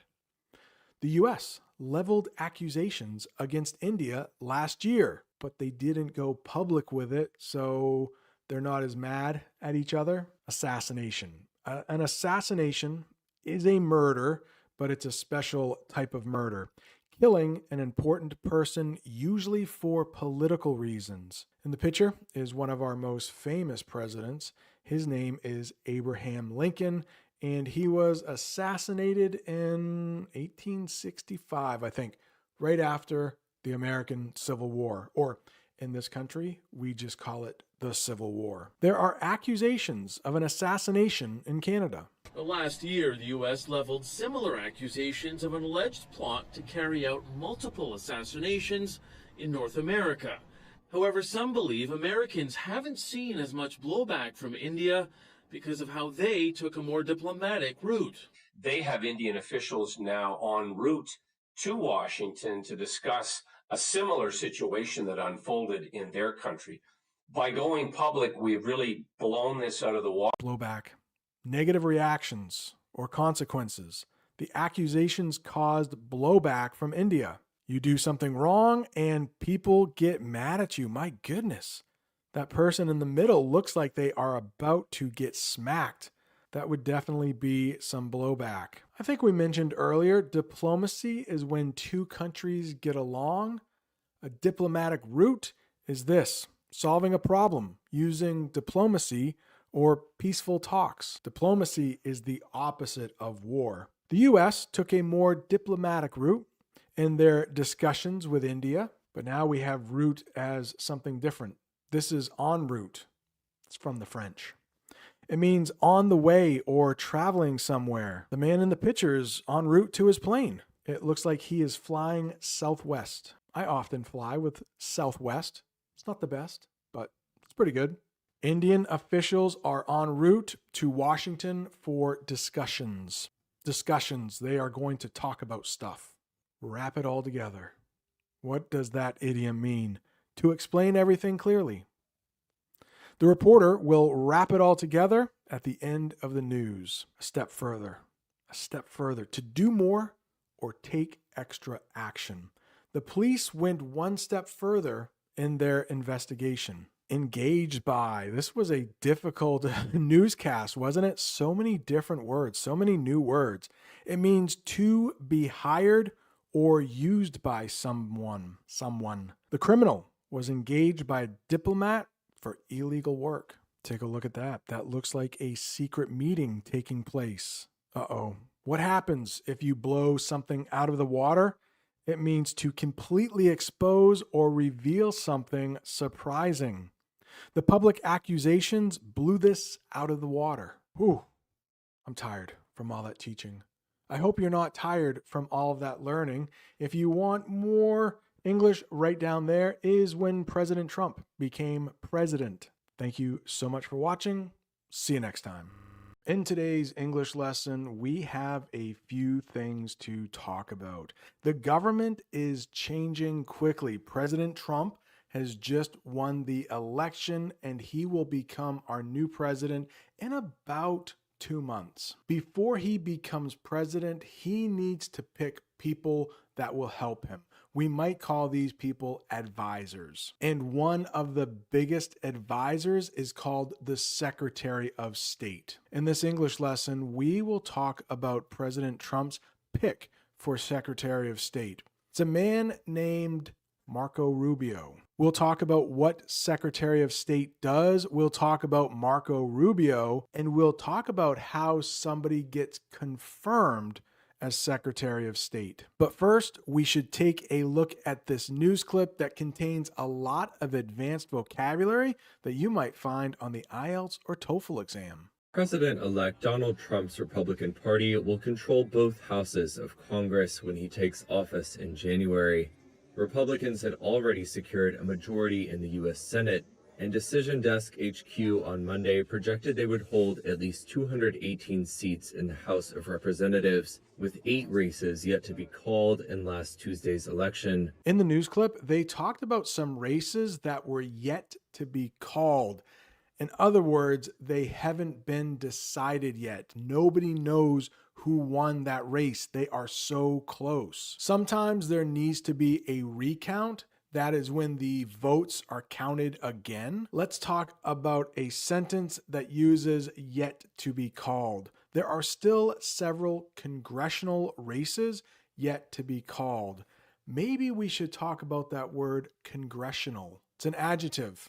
It comes from the word Congress. Congress has 2 parts, the Senate and the House of Representatives. But the House of Representatives is so long, most people just call it the House. The Senate and the House of Representatives both combine to make Congress.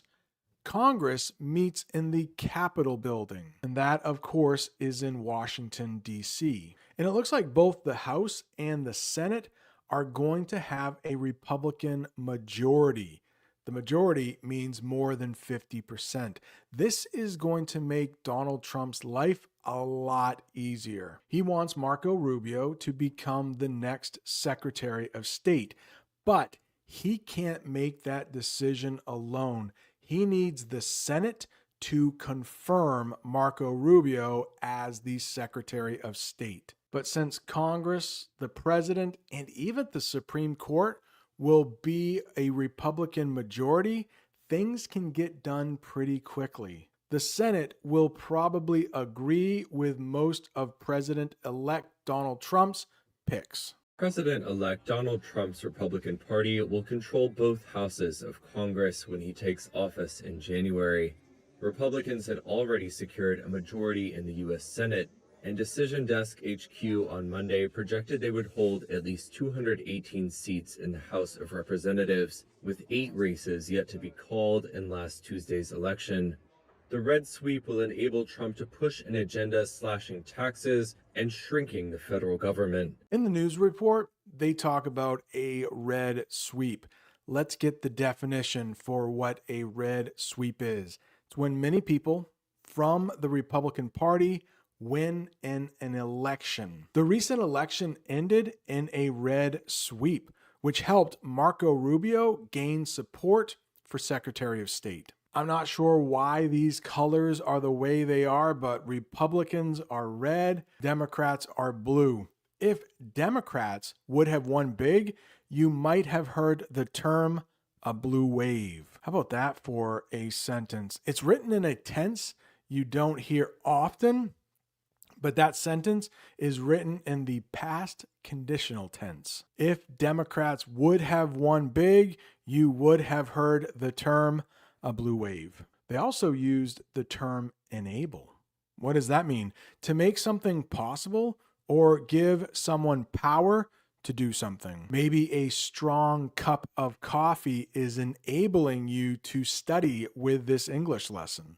As Secretary of State, Rubio would be enabled to shape the country's foreign policies. Yeah, we will talk more about what the Secretary of State does a little later on in this English lesson. You might hear agenda when you're watching the news and listening to politics, but it is a plan or a set of goals. Donald Trump's agenda right now is filling his cabinet. His cabinet is a group of his closest advisors or helpers. Marco Rubio's agenda includes strengthening relationships with other countries. Slashing taxes, that means reducing taxes by a large amount. Marco Rubio has supported slashing taxes, believing it will help the U.S. economy. President-elect Donald Trump's Republican Party will control both houses of Congress when he takes office in January. Republicans had already secured a majority in the U.S. Senate, and Decision Desk HQ on Monday projected they would hold at least 218 seats in the House of Representatives, with 8 races yet to be called in last Tuesday's election. The red sweep will enable Trump to push an agenda slashing taxes and shrinking the federal government. His power will also be backed by a Supreme Court with a 6-3 conservative majority. The new Congress convenes on January 3rd before Trump takes office on the 20th. They also use shrinking, and that means to become smaller. Some of Rubio's supporters believe in shrinking the government to make it work a little better. Convene. Congress is not always in session. Sometimes they are in recess, which we will talk about in just a minute. But when you convene, that means bring people together for a meeting. If Rubio is confirmed, he will often convene with leaders from other countries as Secretary of State. A big job of Secretary of State is working with other countries. The opposite of Congress convening is when Congress is in recess. When Congress isn't convening, we say they are in recess. And they don't work that many days throughout the year. The House is in session about 130 to 160 days per year.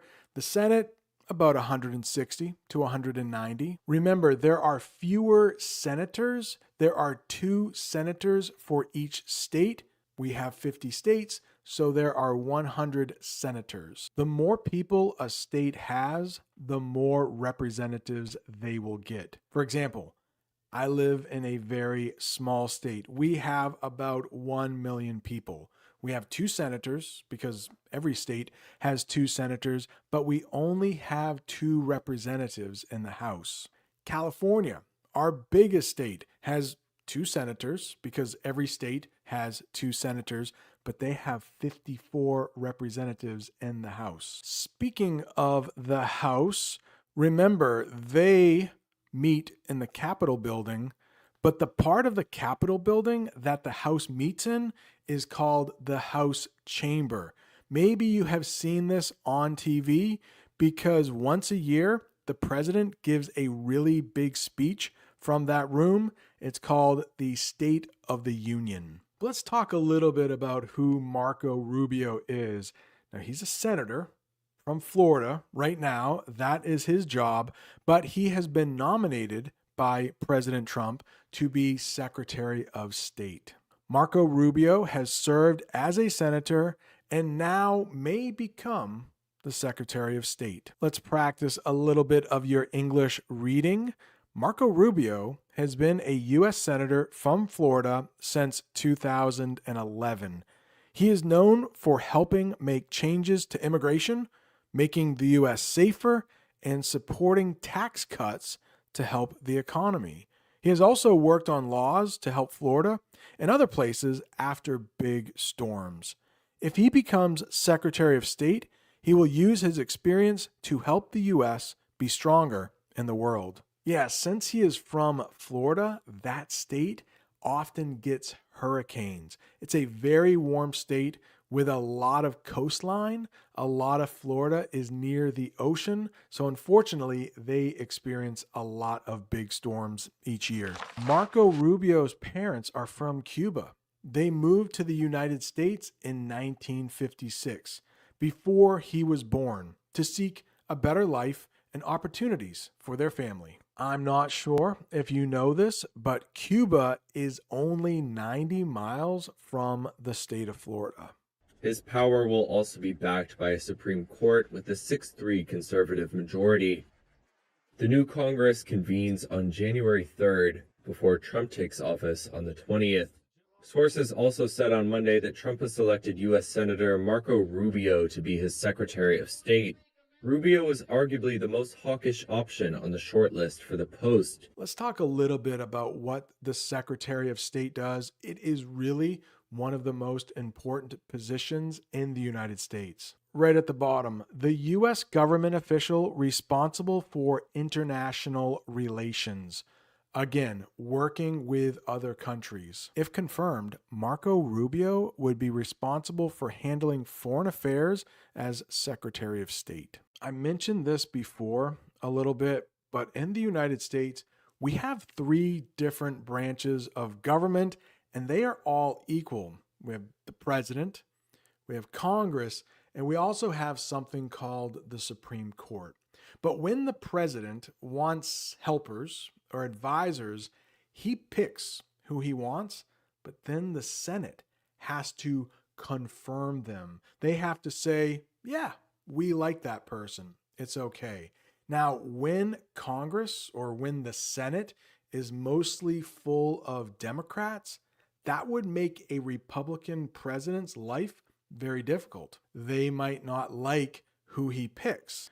They might try to get the president to pick someone who is more like a Democrat. Well, with all 3 branches of government having a Republican majority, that is going to make Donald Trump's life a lot easier. To become Secretary of State, Marco Rubio would first need to be nominated by the president. Okay, he's done that. After that, the Senate holds a hearing where senators ask him questions about his qualifications and plans. In other words, to see if he is qualified, to see if he is the right person for the job. If the Senate Foreign Relations Committee approves, his nomination goes to the full Senate for a vote. There are a lot of committees in Congress, and the Senate Foreign Relations Committee is just one of them. For Rubio to be confirmed, he must receive a majority vote. Remember, majority is over 50% from the senators. If he gets enough votes, he will officially become the Secretary of State. This process is how the Senate approves or confirms many high-level jobs in the government. I've said this before, I'll say it again. I will probably do an entire English lesson about the president's cabinet. You have like Secretary of Education, Secretary of Energy, Secretary of Health and Human Services. I think there are about 15 different positions in the cabinet. You might hear State Department, that's a department of the government, and the Secretary of State is in charge. Now, before I said we have 50 states, guess what?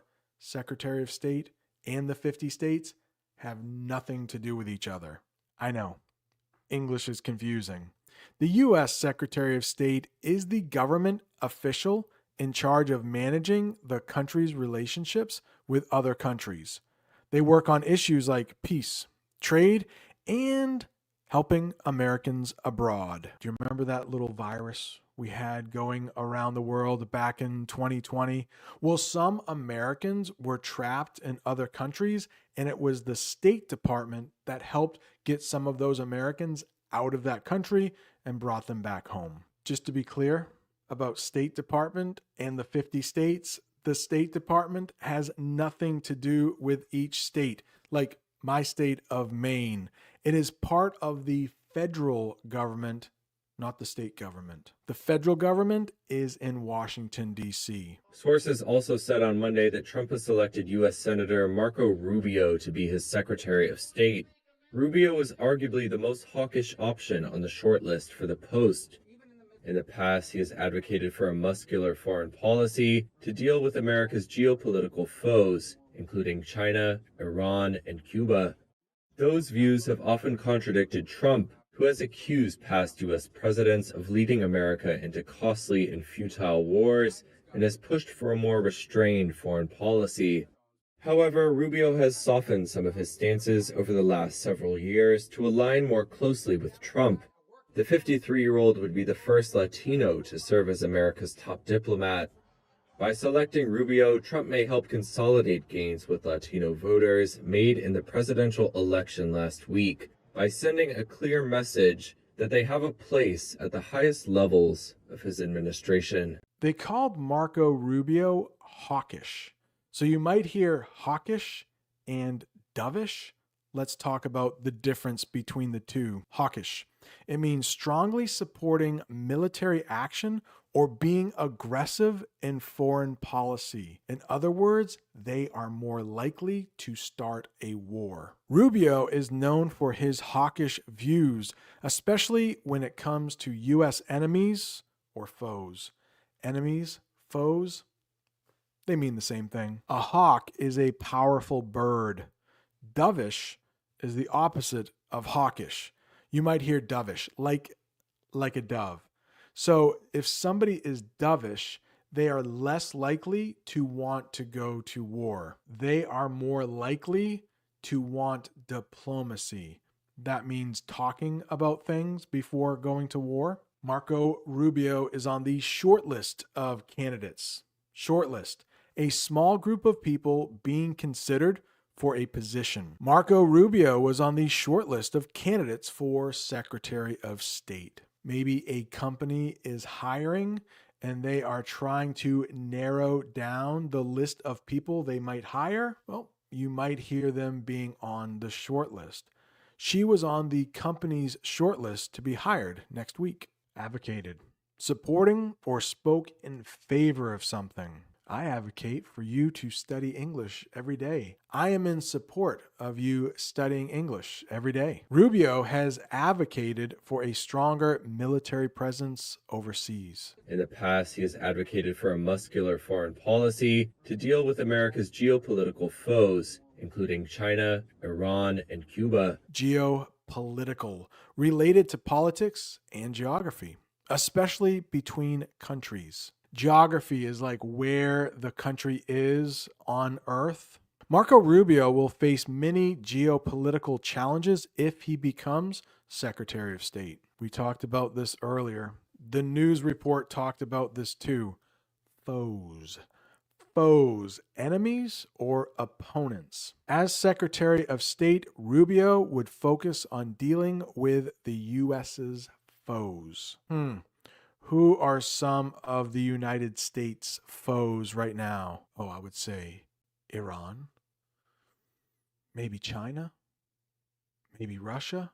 The newscast also mentions Cuba. I don't know about that. Contradicted. That means said the exact opposite. Little kids love to contradict their parents. Rubio's recent statements about foreign policy have sometimes contradicted his earlier views. Yeah, when he was younger, maybe he was a bit more hawkish, but as he gets older, maybe he has become more dovish. Love this word, futile. Futile means it doesn't work or it's pointless. Some say it would be futile to try to negotiate with certain countries, but Rubio disagrees. Studying English while you're tired is futile. Man, teaching English while you're tired is futile. I've had to edit a lot of this video. I hope it is okay. If you think it's okay, do you mind hitting that like button? And if you haven't subscribed yet, please go ahead and subscribe so you never miss another English lesson. Sources also said on Monday that Trump has selected U.S. Senator Marco Rubio to be his Secretary of State. Rubio was arguably the most hawkish option on the shortlist for the post. In the past, he has advocated for a muscular foreign policy to deal with America's geopolitical foes, including China, Iran, and Cuba. Those views have often contradicted Trump, who has accused past U.S. presidents of leading America into costly and futile wars and has pushed for a more restrained foreign policy. However, Rubio has softened some of his stances over the last several years to align more closely with Trump. The 53-year-old would be the first Latino to serve as America's top diplomat. By selecting Rubio, Trump may help consolidate gains with Latino voters made in the presidential election last week by sending a clear message that they have a place at the highest levels of his administration. Restrained foreign policy. This goes back to being not so hawkish. A careful and less warlike approach in dealing with other countries. Rubio may not favor a restrained foreign policy, as he believes in being firm with other countries. Align, that means to match or to agree with. Rubio's views on foreign policy have changed, so they should align with President-elect Trump's. Consolidate. This means to make something stronger or bring things together. As Secretary of State, Rubio would try to consolidate U.S. relations with its allies. We talked about foes earlier, enemies, but allies means friends. I have talked about that in past English lessons. When a business consolidates, they do that to try to get stronger, but unfortunately, sometimes they have to get rid of some people to consolidate, or they have to fire people to consolidate. She lost her job because the company was consolidating. That is the end of this English lesson. If you are looking for more English, right down there is an English lesson I did about Canada and India having a little beef. They're upset with each other. Check it out. Thank you so much for watching. See you next time. You ready? I'm ready. Let's do this. Let's learn some English. In today's English lesson, we are going to watch a news clip about President Biden inviting President-elect Trump over to the White House. And for a couple minutes, they have a short conversation in front of reporters, and then they go behind closed doors and have a private conversation for like 2 hours. I wonder what they talked about. We may never know, but we will take a look at their short conversation. We will talk about some advanced vocabulary. We'll talk about some English idioms, and of course, those pesky English phrasal verbs you might see on the IELTS or TOEFL exam. And it's been right down there the whole time. Tradition is the first word we will hear in the newscast that I think could give you a little bit of trouble. And we got Christmas coming up in the United States, and I think I will use a Christmas tradition to talk about that word. But first, why don't we watch a portion of the news clip, and then I will come back and I'll teach some English. In a time when so much change is happening here in Washington, there was a return to tradition today at the White House.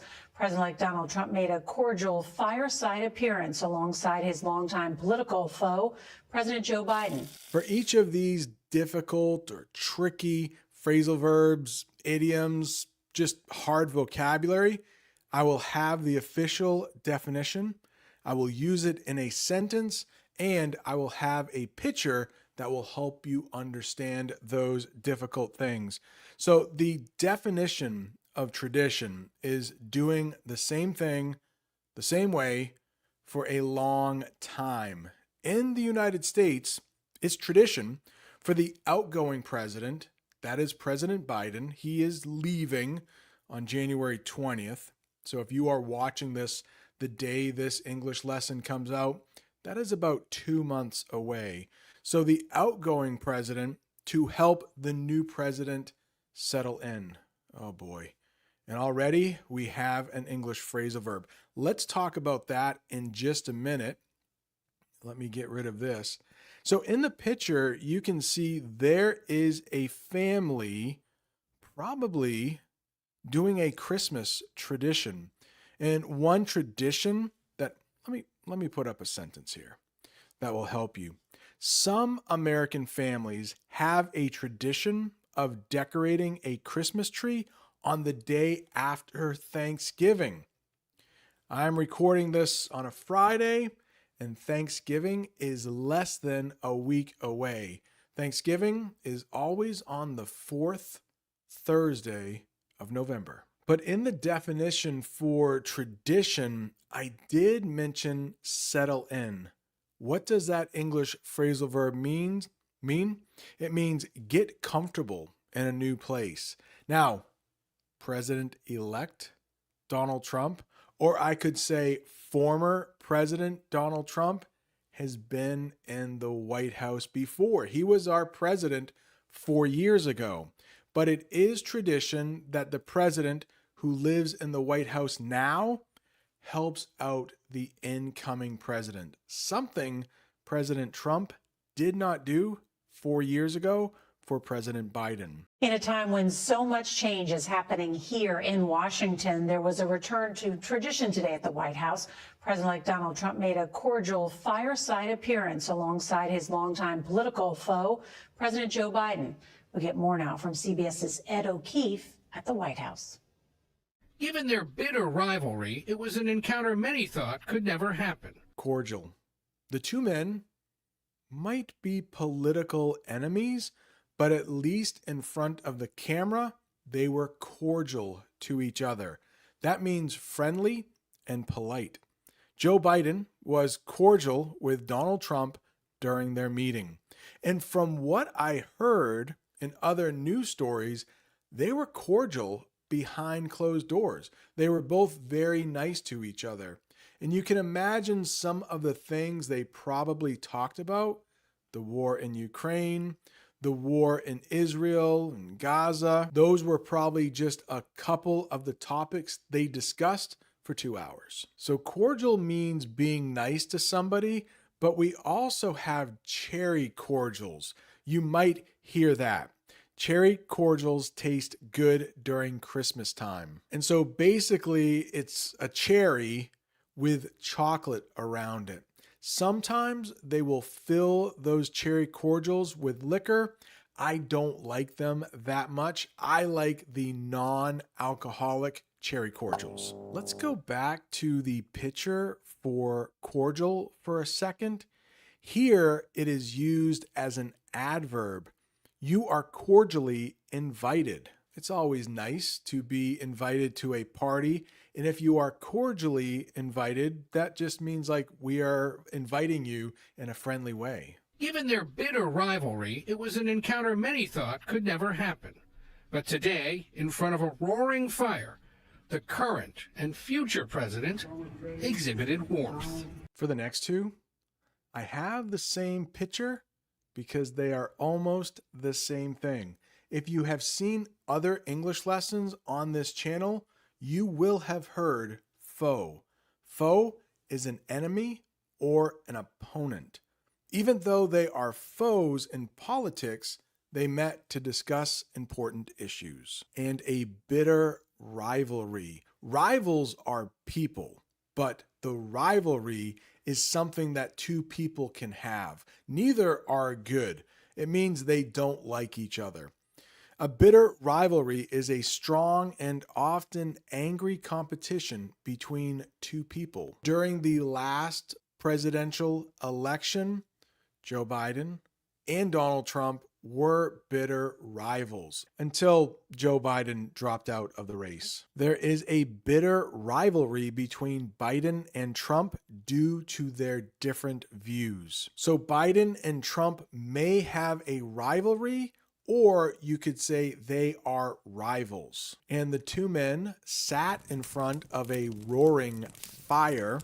That is a large fire that makes a lot of noise as it burns. They sat by a roaring fire during the meeting, making the room feel warm and welcoming. Did you know that if somebody is friendly, you can say they are warm in English? And if they aren't friendly, you can say they are cold. We even have an English idiom to give someone the cold shoulder. That means you ignore them. But you could also hear roar, which is very different from a roaring fire. Take a look at that picture. There is a lion right there, and it looks like that lion is roaring to make a loud sound like a lion. The crowd would roar with excitement if Trump and Biden agreed on something. Yeah, one is a Democrat, one is a Republican. There isn't a lot the two men can agree on. Given their bitter rivalry, it was an encounter many thought could never happen. But today, in front of a roaring fire, the current and future president exhibited warmth. Let's talk about cold and warm again when it talks about being friendly. Exhibited warmth means showed kindness and friendliness. Biden exhibited warmth during the meeting to make things less tense. Let's review cold shoulder. If someone is friendly, they are warm. If someone is not friendly, they are cold. You may know the idiom, give them the cold shoulder. Do you know where your shoulder is? By the way, I can show you. In English, that's your shoulder. Most people have two. The current and future president exhibited warmth. Congratulations. Thank you very much. And looking forward to having like we said, smooth transition. Do everything we can to make sure you're accommodated, what you need.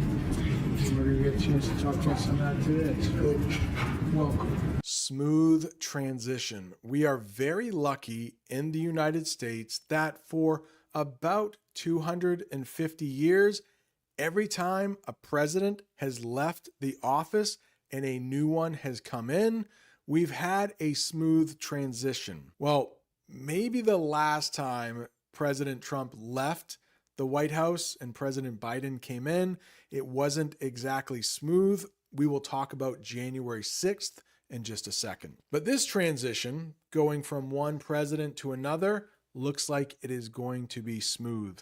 A peaceful and easy change from one situation to another. Let's say you are moving from one country to another. You want it to be a smooth transition. You don't want there to be a lot of problems. Biden wanted a smooth transition so Trump could start his work quickly. Yeah, even though Biden and Trump do not get along, Biden keeps saying he wants a smooth transition because the American people deserve that. Accommodated. Hopefully, if you are a guest in somebody's house, they are accommodating. This is accommodated. Make adjustments to help someone. Biden accommodated Trump's team, providing them with all necessary information. Hotels can sometimes be called accommodations. If you're visiting a new city, somebody might ask, do you have accommodations for tonight? That means, do you have a place to stay? You might hear hotels called accommodations. Do you have accommodations for tonight? Thank you very much. And politics is tough, and it's in many cases not a very nice world, but it is a nice world today, and I appreciate it very much. The transition that's so smooth, it'll be as smooth as it can get, and I very much appreciate that, Jim. You're welcome. They conferred in the Oval Office for nearly 2 hours, discussing domestic issues, plus the wars in the Middle East and Ukraine. In the newscast, they mentioned the Oval Office. What is that? That is the president's official office in the White House. They met in the Oval Office to discuss plans for the future. And just in case you don't know, the Oval Office gets its name from being the shape of an oval. It's almost like a circle, but kind of like a squished circle. They also talked about domestic issues. Earlier, I mentioned Israel, Gaza, Ukraine. Those are foreign issues. The opposite is domestic. Problems within a country. They talked about domestic issues such as education and healthcare. They conferred in the Oval Office for nearly 2 hours, discussing domestic issues, plus the wars in the Middle East and Ukraine. President Biden reinforced his view that the United States standing with Ukraine on an ongoing basis is in our national security interest. Reinforced means to make something stronger. Biden reinforced his support for the country's safety during the meeting. Let's take a look at what reinforced means outside of politics. I imagine this man might live in Florida. I also imagine a storm might be coming. He wants to protect his house from the storm, so he is reinforcing the windows. Those windows might be strong on their own, but if you put boards in front of them, they are going to be even stronger. They are going to be reinforced. May I ask you for a favor? If you could please hit that like button if you are enjoying this English lesson, and if you haven't subscribed yet, go ahead and subscribe so you never miss another English lesson. They conferred in the Oval Office for nearly 2 hours, discussing domestic issues, plus the wars in the Middle East and Ukraine. President Biden reinforced his view that the United States standing with Ukraine on an ongoing basis is in our national security interest. National security interest.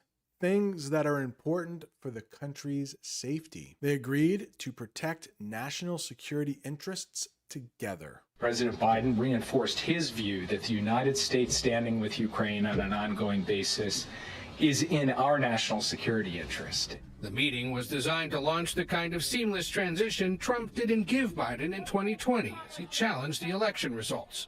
January 6th would then set off a firestorm, with Trump skipping President Biden's inauguration, the turmoil setting the tone for this year's bitter election. Seamless. That means very smooth and without problems. Now, to help you understand the word seamless, which means without a seam, there is a picture of a seam on a pair of jeans. It's not exactly smooth. So when you hear seamless, that means very smooth. No problems. Biden's goal was to make Trump's start as seamless as possible. All right. January 6th, 2021. That was not a seamless day. That day had quite a few problems. That is the date when the Capitol was attacked in 2021. Take a look at that picture. I asked AI to make an image of January 6th, and that is what they came up with. I don't think there was as much smoke that day as there is in that picture, but a group of American citizens broke into the Capitol building and did a lot of damage. Let's take a look at a sentence that uses January 6th. Biden and Trump mentioned the events of January 6th during their discussion. That is just an example sentence. I don't think they actually discussed that.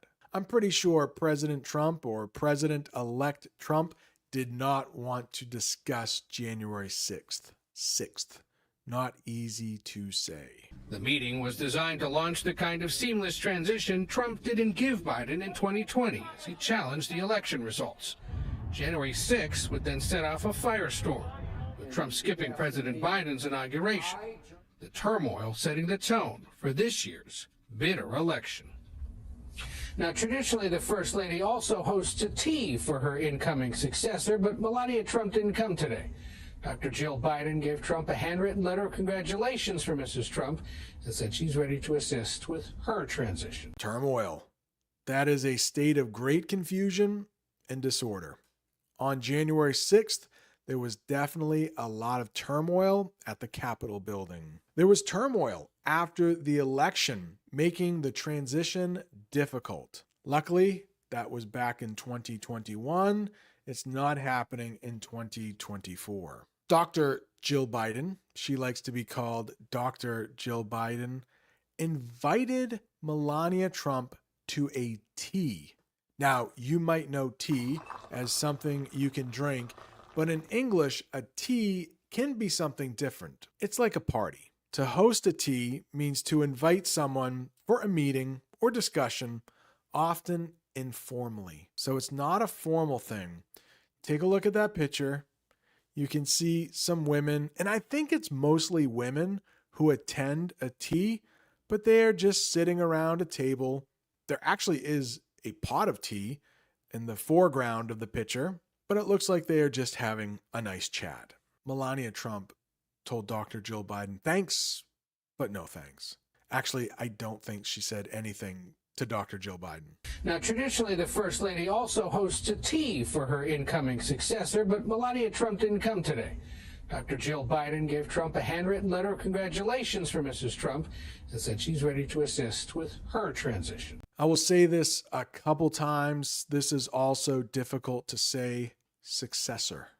Successor. What is a successor? That is a person who comes after someone else in a position. Biden wanted his successor to be well prepared for the job. I also think Biden wanted his vice president, Kamala Harris, to be his successor, but the American people had other plans. That's it. That's the end of this English lesson. I hope you enjoyed. If you are looking for more English, right down there is another English lesson I did about President Trump. Thanks so much for watching. See you next time. In today's English lesson, you will learn lots of English vocabulary, idioms, English phrasal verbs that you might see on the IELTS or TOEFL exam. And to do that, we are going to watch a news report together. And this news report it's hopeful. Hopefully, fighting between Hezbollah and Israel and even Iran will hopefully start to cool down. There is talk that there might be a possible ceasefire. Now, as we watch this newscast together, I will come and teach you some of the most difficult vocabulary. And guess what? This news report has some of the most difficult vocabulary I have ever covered on this English channel. Let's take a look at it, and then I will come back and teach you all of the difficult words. An Israeli strike on a school inside a refugee camp in Gaza has reportedly killed 10 people. That attack coming days after the U.S. quietly ignored its own deadline for Israel to increase the tiny amount of humanitarian aid it allows into Gaza.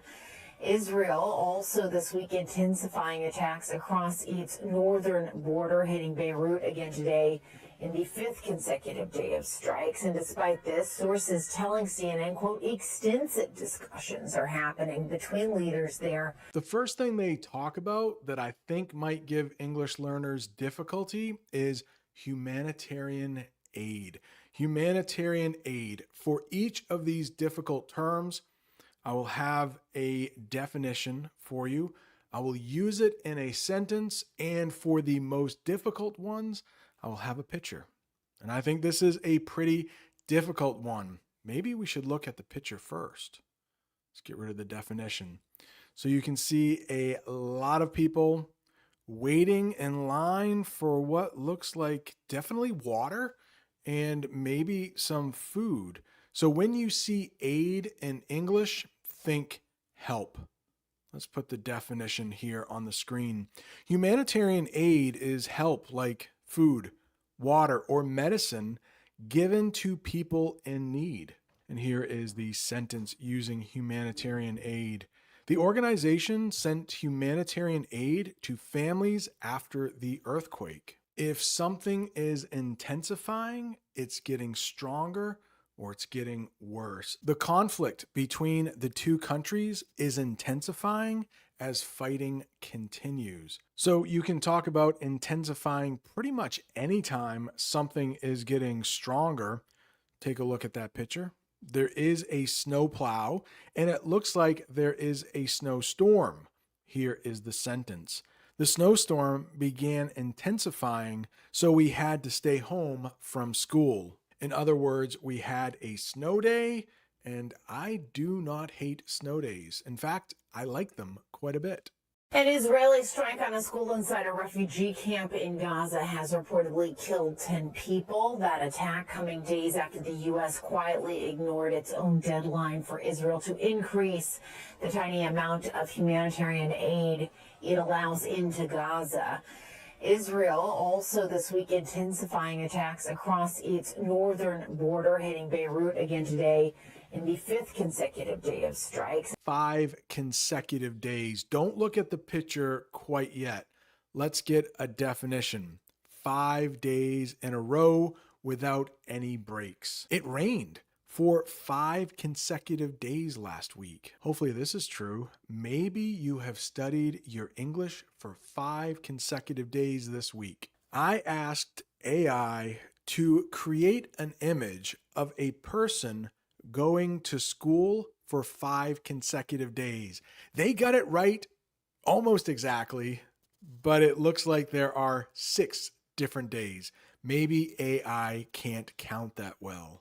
Israel also this week intensifying attacks across its northern border, hitting Beirut again today in the 5th consecutive day of strikes. And despite this, sources telling CNN, quote, extensive discussions are happening between leaders there on a U.S. ceasefire proposal, with an answer from Hezbollah expected as soon as Monday. Extensive discussions, long and detailed talks about something important. What could be more important right now than peace in Gaza? Well, maybe peace in Ukraine. Hopefully that is next. The leaders had extensive discussions about how to stop the fighting. And it seems like the U.S. is getting involved. I'm not sure if that is a good thing or a bad thing. My government tends to mess things up. Hopefully, this time, it will all work out. Extensive discussions are happening between leaders there on a U.S. ceasefire proposal, with an answer from Hezbollah expected as soon as Monday. Joining us now is former Middle East State Department negotiator Aaron David Miller. Aaron, thanks so much for being here with us. Good to see you. Good to see you, too. I want to start first with this news about a potential ceasefire. In the newscast, they mentioned ceasefire proposal. A proposal is a plan. A ceasefire is when the two sides stop firing. They stop, cease and stop are the same thing.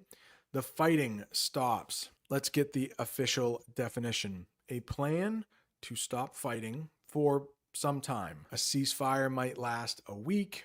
It might last a month. Hopefully this ceasefire becomes permanent, which means it will last forever. The countries are reviewing a ceasefire proposal to end the violence. State Department negotiator Aaron David Miller. Aaron, thanks so much for being here with us. A negotiator. The official definition, a person who talks to both sides to make an agreement. The negotiator helped the two countries agree on a peace plan. Joining us now is former Middle East State Department negotiator Aaron David Miller. Aaron, thanks so much for being here with us. Good to see you. Good to see you, too.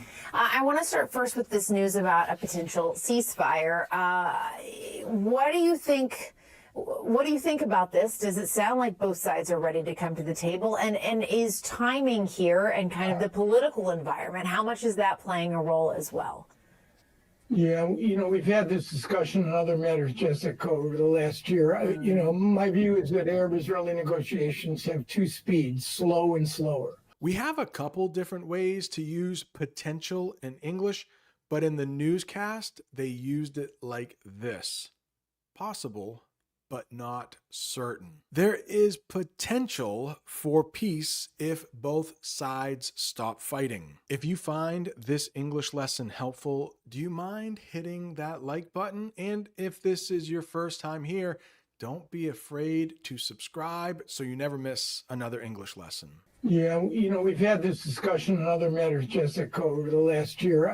My view is that Arab-Israeli negotiations have two speeds, slow and slower. And while I think there's a reasonable chance that between now and the end of the year, you could actually get a diplomatic off-ramp between Israel and Hezbollah, I still think it's going to be a pretty heavy lift.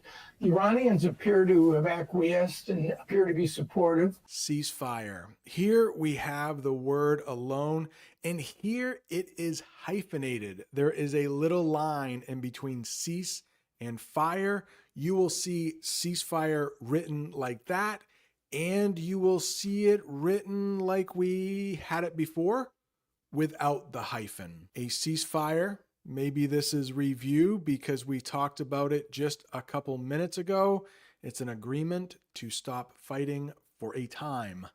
The ceasefire allowed people to leave the war zone safely. Diplomatic off-ramp. So off-ramps are found on highways. So when you are going down the road really quickly, you might get off the off-ramp to go into the city where the roads are a little bit slower. You can't drive as fast on those roads that are in the city. But a diplomatic off-ramp, when I hear diplomatic, I think the opposite of war. A way to solve problems through talking instead of fighting. The negotiators are looking for a diplomatic off-ramp to avoid more violence. So think of that war like a highway. You are going down the road very fast.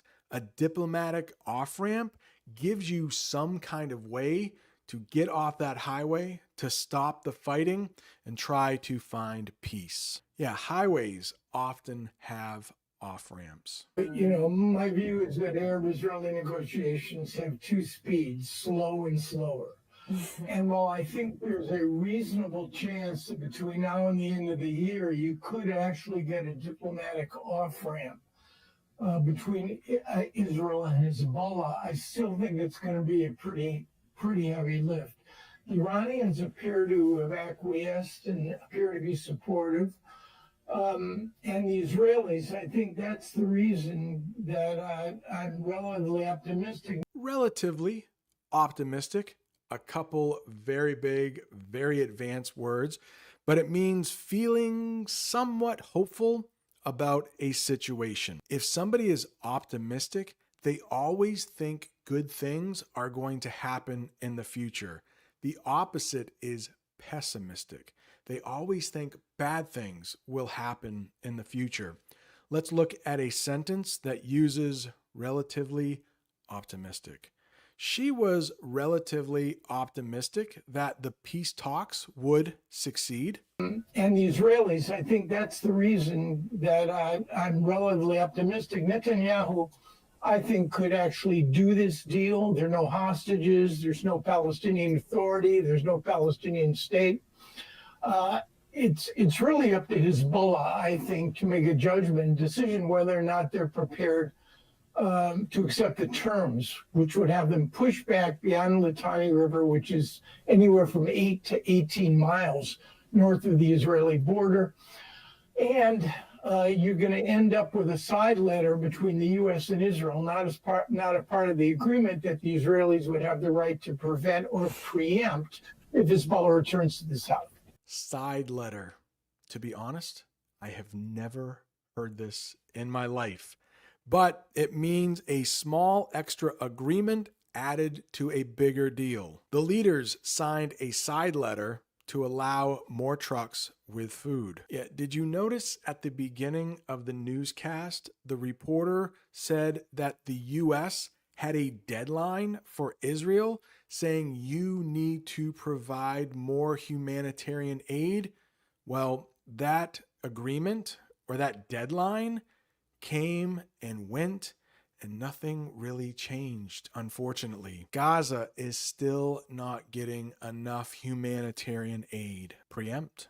Preempt means to do something before someone else can. Sometimes you will hear of preemptive attacks. That means one country attacks the other country before they can be attacked. They preempted the attack by starting peace talks early. Now that's a good thing. Hopefully that happens. And you're going to end up with a side letter between the U.S. and Israel, not a part of the agreement that the Israelis would have the right to prevent or preempt if Hezbollah returns to the south. Yeah. And I also, just kind of keeping that over here, of course, Hezbollah, a proxy of Iran. In the newscast, they said Hezbollah was a proxy of Iran. What does that mean? A group that acts on behalf of Iran. Hezbollah and Israel are fighting with each other, but Iran and Israel aren't exactly fighting against each other. Iran is using Hezbollah to do its attacking, and Iran will supply them with weapons and money. And I also, just kind of keeping that over here, of course, Hezbollah, a proxy of Iran, and there are reports out there from the New York Times and the Associated Press that Elon Musk met earlier this week with the Iranian ambassador to the United Nations.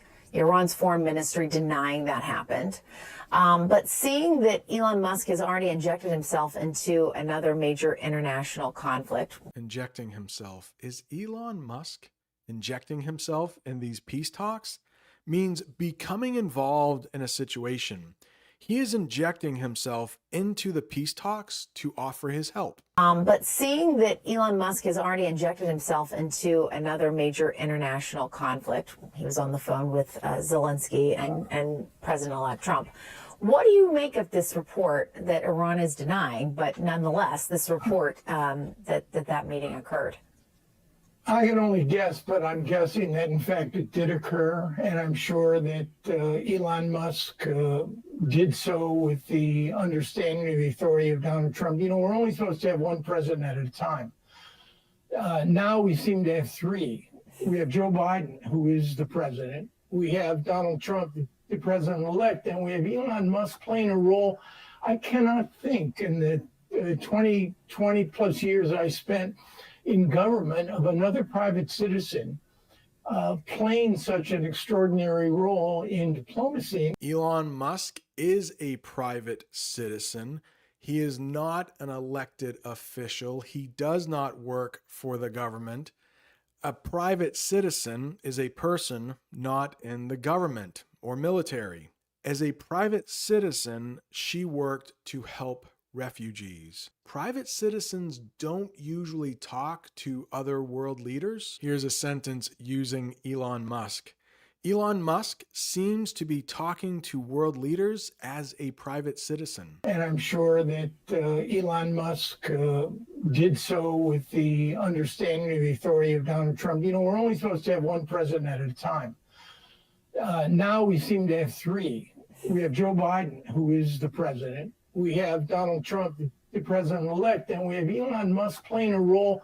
I cannot think in the 20 plus years I spent in government of another private citizen playing such an extraordinary role in diplomacy. And here's a guy who's under some federal regulatory scrutiny by the SEC, the FAA, the FCC, and the Justice Department. Just in case you want to know, I do have 3 agencies of the United States. They're all known by letters, like the SEC. That is a government group that regulates business and the stock market. The SEC ensures companies follow the rules in trading. And according to the newscast, Elon Musk might be in trouble with the SEC. He might also be in trouble with the FAA, and that is a government group that regulates airplanes and flying. The FAA checked the airport to make sure it was safe. The FAA makes sure planes do not crash into each other. And the FCC, this has to do with radio and TV. The FCC is the government group that regulates communication, like TV and radio. The FCC stopped a TV program for breaking the rules. Maybe they were swearing, saying bad things on TV too much. And here's a guy who's under some federal regulatory scrutiny by the SEC, the FAA, the FCC, and the Justice Department. And he's got billions of dollars of government contracts, and he is now conflict of interest. Conflict of interest. I think this can be difficult, so I have a couple examples for you. Conflict of interest is when someone has two roles that might cause a problem. He had a conflict of interest because he worked for both sides. If Elon Musk is talking to these world leaders about peace, but at the end of the war, he could make money because there is peace, I don't know, by selling those countries technology, well, that would be a conflict of interest. He could make money because of the peace. What about this? A judge in a courtroom. What if a judge had one of his children come before him in court? That would be a conflict of interest. The judge would probably go easy on one of his children. That would not be fair. Teacher, also, if I had my son or daughter in class, I might grade them a little easier. I might not be as hard on them. So a teacher grading their own child's homework might be a conflict of interest. And he's got billions of dollars of government contracts, and he is now conflict of interest. I mean, it's unprecedented, and it frankly, Donald Trump isn't even president yet, and I think we're crashing through another norm. Unprecedented. Unprecedented. If something is unprecedented, it's something that has never happened before. The ceasefire is unprecedented because both sides rarely agree. Think about it. How often does Israel and Iran agree on something? If they could find peace that lasts, that would be unprecedented. And again, hopefully it happens. A norm. Think like normal. A norm, a usual or expected way of doing things. It's a norm to shake hands after a meeting. I mean, it's unprecedented, and it frankly, Donald Trump isn't even president yet, and I think we're crashing through another norm and guardrail. I don't think it's a good sign, frankly.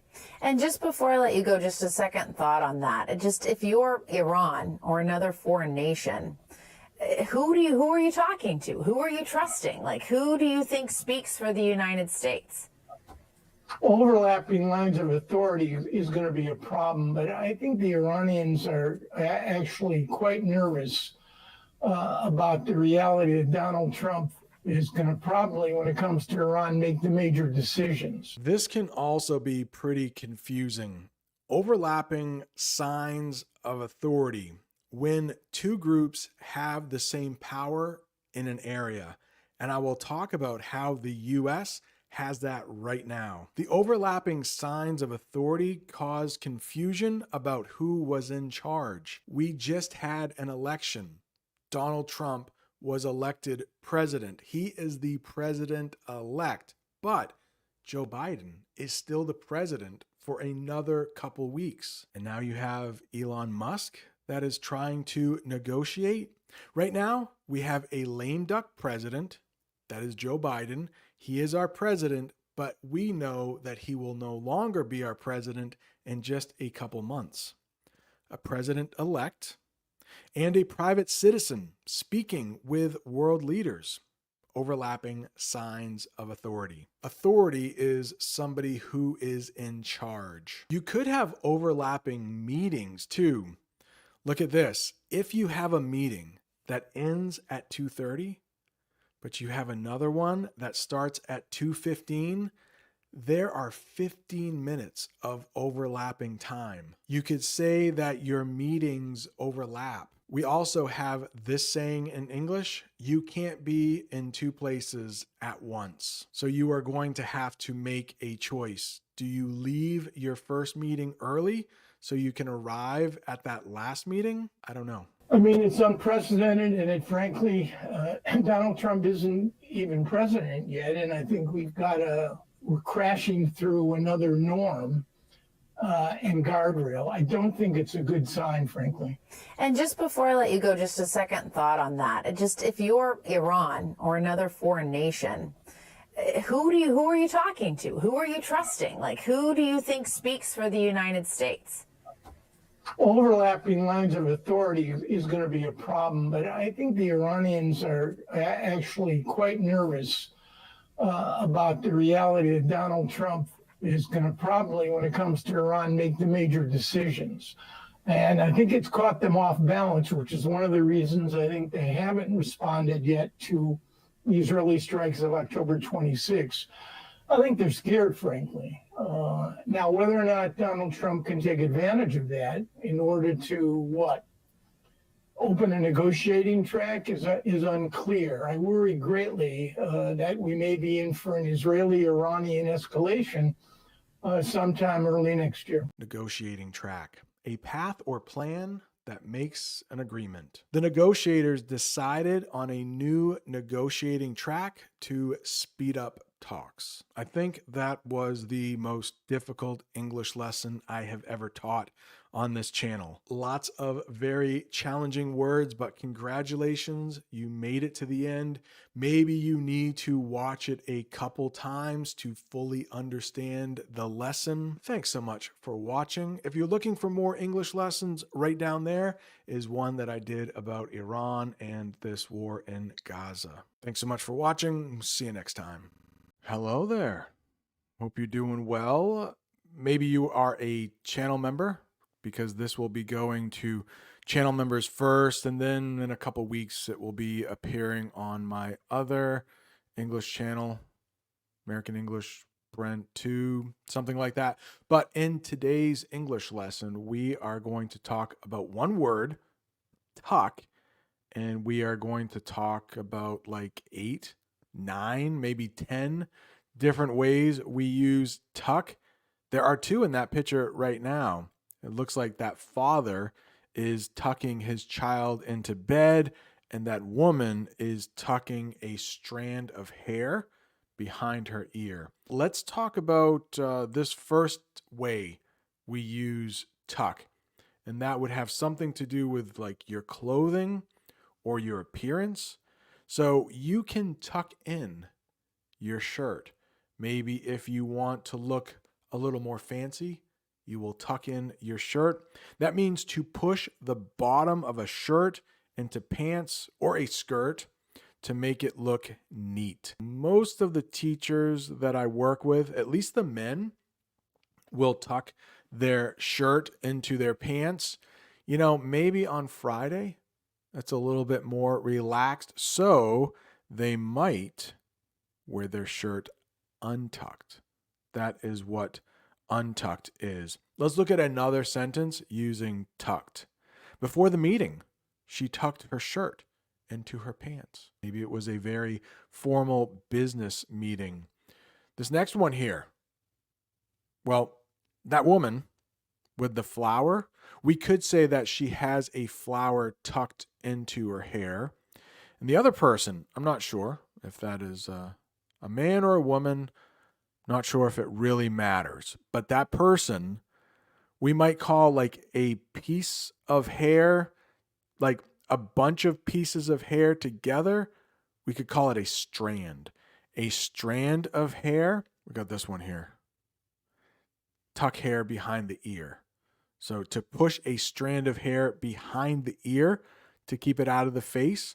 I don't have enough hair, but I could. Thanks to my hair transplant. Shout out to Cab Health there. And there is a link in the description to Cab Health. If you want a hair transplant or you know someone who does, mention my name. You can get 10% off, Brent. But yeah, maybe one day I will have enough hair and I can tuck a strand of it behind my ear. Another sentence. She nervously tucked her hair behind her ear during the interview. We got a couple more. These two together, food and bedding. I've already mentioned the bedding one a little earlier with the father tucking his child into bed. Let's talk about food. We don't say this in the United States. but you can tuck into food. That means you are going to eat a lot. Take a look at the woman in the picture. She has cake. She has a bunch of stuff around her. If she eats all of that, she will definitely be tucking into her food. In American English, we might say dig in. It's a way to tell somebody to start eating. We also have the English phrasal verb pig out. That means to eat a lot of food. In the United States right now, Thanksgiving is coming up in a couple weeks, and I'm sure many Americans will be pigging out during Thanksgiving. Let's get the official definition of tuck into food. And remember, this is British. Tuck into food informally means to start eating with enthusiasm. Enthusiasm. Not easy to say, but it means like a lot of energy. In the United States, we would say pig out. He tucked into the meal as soon as it was served. In other words, he began eating as soon as the plate was on the table. In English, you can also tuck someone into bed. That means to arrange blankets around someone in bed, typically for comfort, especially for children. Every night, she tucks her son into bed and reads him a story. We might also use it with sports and physical movement. We are going to talk about gymnastics and swimming. So what does it mean if you tuck in when it comes to gymnastics? That refers to bringing the body into a tight ball shape during flips or jumps. And this woman, she looks like she is a gymnast from Ukraine, I would guess, but she is definitely tucking in her body to do a flip. Let's look at a sentence using tuck in when it comes to gymnastics. She executed a perfect tuck in her floor routine. We can also use it in the sport of diving. The diver tucked in mid-air to complete her somersault. Somersault is another way to say like moving in a circle. You could do a somersault on the ground, but you could also do a somersault in the air. We have a couple phrasal verbs where we can use the word tuck. Tuck away and tuck under. Let's talk about them both. Tuck away means to hide something or put in a secure or less visible place. A less visible place is a place where you can't see it as well. Oh, it looks like she is tucking away a special letter. Looks like this scene might have taken place maybe 100 years ago or more. Look at that old picture on the dresser. She tucked the letter away in a drawer for safekeeping. Maybe she has some secrets in that letter. Tuck under. Maybe you put something important under a bed. You can say you've tucked it under your bed. That means to fold or place something beneath another item. In the picture, it actually looks like that person, I don't know what is going on with that blanket, but it almost looks like they want to tuck that blanket under their feet. I'm not sure if AI did a perfect job when they created that image. He tucked the blanket under his feet to stay warm. And we can also use it when we talk about medical procedures. There is something called a tummy tuck in English. A tummy tuck is cosmetic surgery. Cosmetic surgery is surgery done that makes you look better, but it's not important like to keep you alive. A hair transplant would definitely be considered cosmetic surgery. Heart surgery is not cosmetic surgery. That's something you need to save your life. A tummy tuck is a cosmetic surgery procedure where excess or extra skin and fat are removed from the abdomen. Abdomen is another way to say stomach, to make it look flatter. She considered getting a tummy tuck after losing weight. Maybe you have seen when somebody is really fat and then they lose weight, they might have extra or excess skin. A tummy tuck can get rid of that. Hey, thank you so much for watching this lesson. I now hope you know a little bit more about the word tuck. If you are looking for more English, right down there is an English lesson YouTube thinks you might like. Thanks for watching. See you next time. What do you say? Are you ready to learn some English? In today's English lesson, we are going to look at one of the 50 U.S. states. This state is Oregon. You might hear some people call it Oregon. But let's first talk about where you might find this state in the United States. It's in a place that's called the Pacific Northwest. We'll get to that in just a minute. But if you look at the map, you can see some of the states that border it would be Washington. And above Washington is Canada, which you can't see. But Idaho is there. Also Nevada and California. And that blue part of the map is the Pacific Ocean. Some native English speakers pronounce this incorrectly and they will say Pacific Ocean, but it does start with a P and it's called the Pacific Ocean. Oregon is located on the west coast of the United States between California and Washington. If you think of the East Coast in the United States, think of places like New York City. Los Angeles is on the west coast. And we might call this part of the world the Pacific Northwest. So like Northern California would probably be part of the Pacific Northwest. Also, right above Washington, as I said, is Canada. And there is a big city that is part of the Pacific Northwest in Canada, and that is Vancouver. Now, let's talk about the capital. Every state has a government. We have a federal government that is in Washington, D.C., but each state has its own government, and it has its own capital. And Oregon's capital happens to be a place called Salem, Oregon. The capital of Oregon is Salem, but its largest city is Portland, which we will talk about in just a minute. But how did Salem, Oregon, get its name? The name Salem is derived from the Hebrew word shalom, which means peace. And Hebrew is the language that is spoken mostly in Israel. I'm not sure if this is true in your language, but the bird, the dove, it's a white bird, it's in that picture, that is sometimes a symbol for peace. And also that symbol, that's like a circle with some lines in it. It might look like a chicken's foot. That is called the peace sign. At least that's what we call it in English. We might call Salem, Oregon, a fairly large city.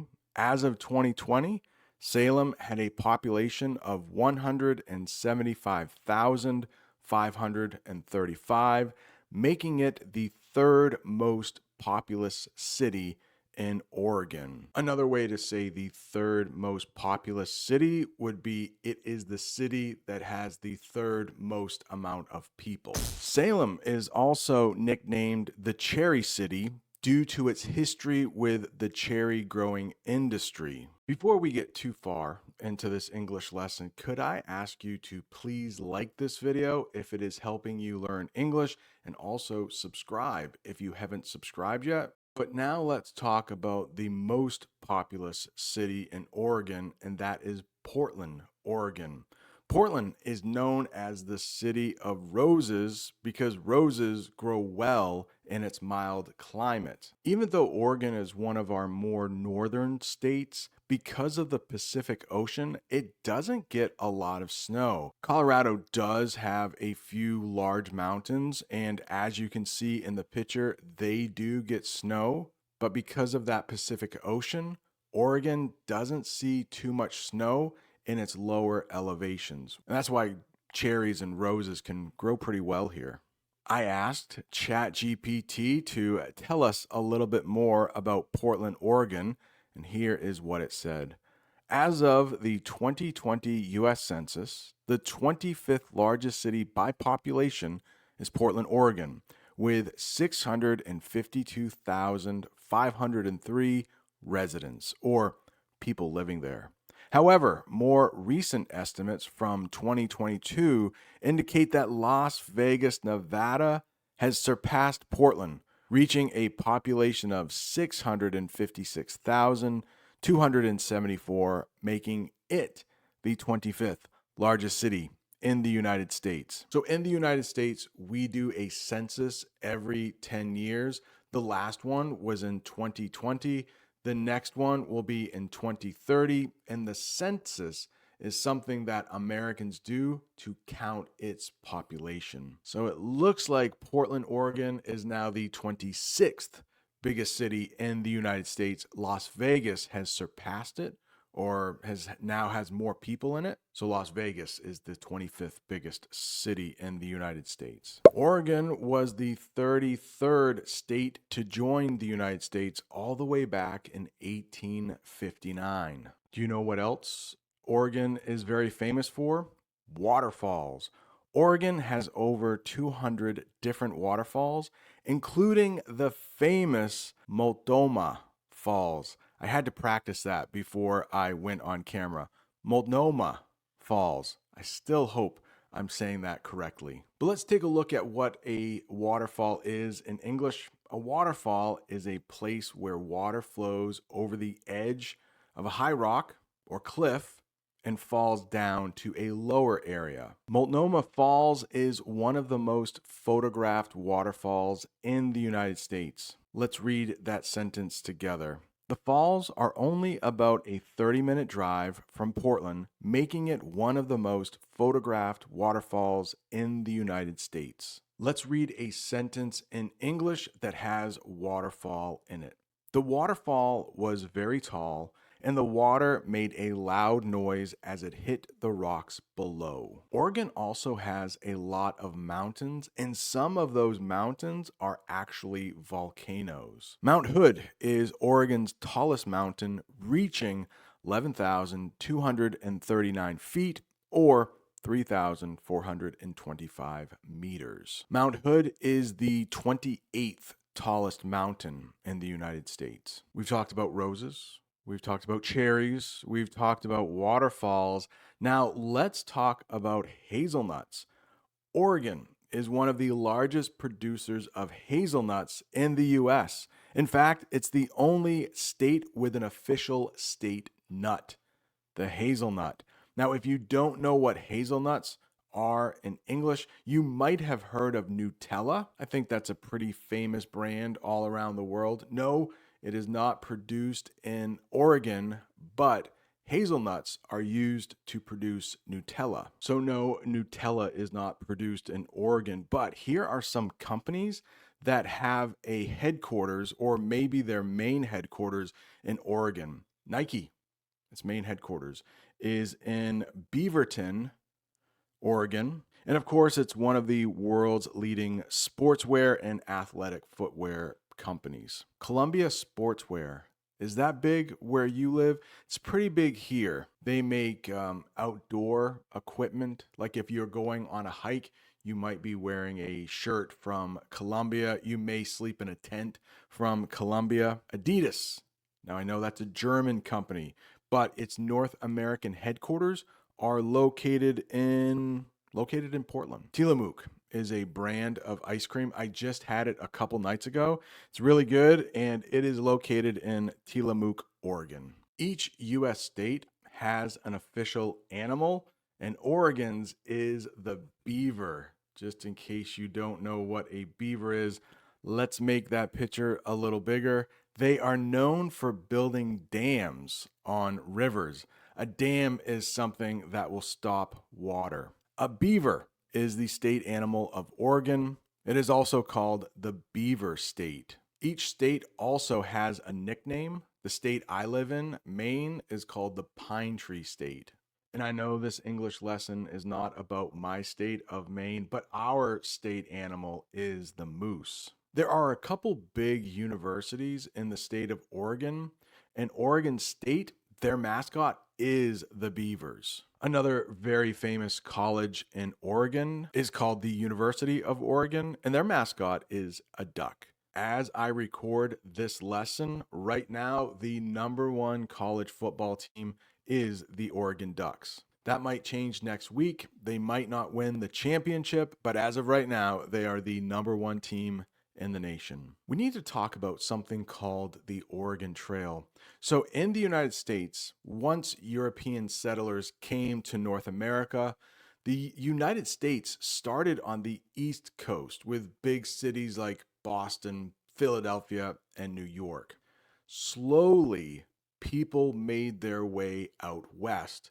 Sometimes it was because gold was discovered in California, so a lot of people went to the West Coast to try to get rich. But there was also something called the Oregon Trail. The Oregon Trail brought thousands of settlers to the area in the 1800s. When I was a kid, I often played a computer game. It looked like that. It was called the Oregon Trail, and the goal for the game was for you to reach Oregon. But most of the time, people died from dysentery. The Oregon Trail stretched approximately 2,170 miles, starting in Independence, Missouri, and ending in Oregon City, Oregon.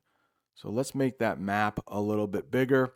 You can see you would start in Missouri, go through a little bit of Kansas, Nebraska, Wyoming, Idaho, and finally end up in Oregon. The journey typically took about 4 to 6 months, depending on weather, terrain like mountains and stuff, and of course, other conditions. While there were occasional conflicts, sometimes there were fights, many Native American tribes helped pioneers by trading goods and providing directions. I asked AI to create a scene where some Native Americans might be helping some travelers on the Oregon Trail, and this is what it produced. And most settlers used a covered wagon to get across the Oregon Trail. Can you see that covered wagon right there? That's what we would call it. It's a covered wagon. The trail was popular until the Transcontinental Railroad was completed. Transcontinental, it means that railroad went across the entire continent of North America. The trail's use declined after the completion of the Transcontinental Railroad in 1869, which made travel to the west faster and safer. I'm not sure if you can see, but in the middle of that picture is a golden spike being put into the tracks. Now, this didn't happen in Oregon, it happened in Utah, but the railroad was officially completed at Promontory Summit, Utah, on May 10th, 1869, when a ceremonial golden spike was driven into the final rail. You can even visit a historical park where you can see the golden spike. There is also an official state drink in Oregon. The state drink of Oregon is milk, reflecting its strong dairy industry.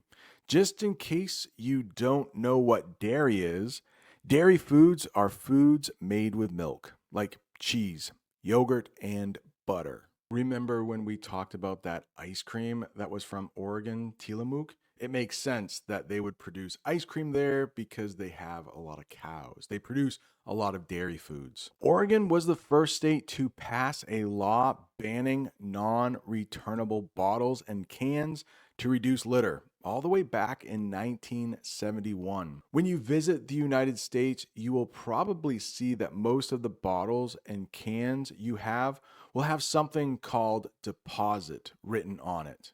A deposit is an extra fee that you pay when you buy the bottle, and then if you take it back to a redemption center, pretty big word there, you will get your 5 cents back. Most are 5 cents, some are 10 cents. Some really big bottles might be 15 cents. They might have a 15-cent deposit on them. Guess what?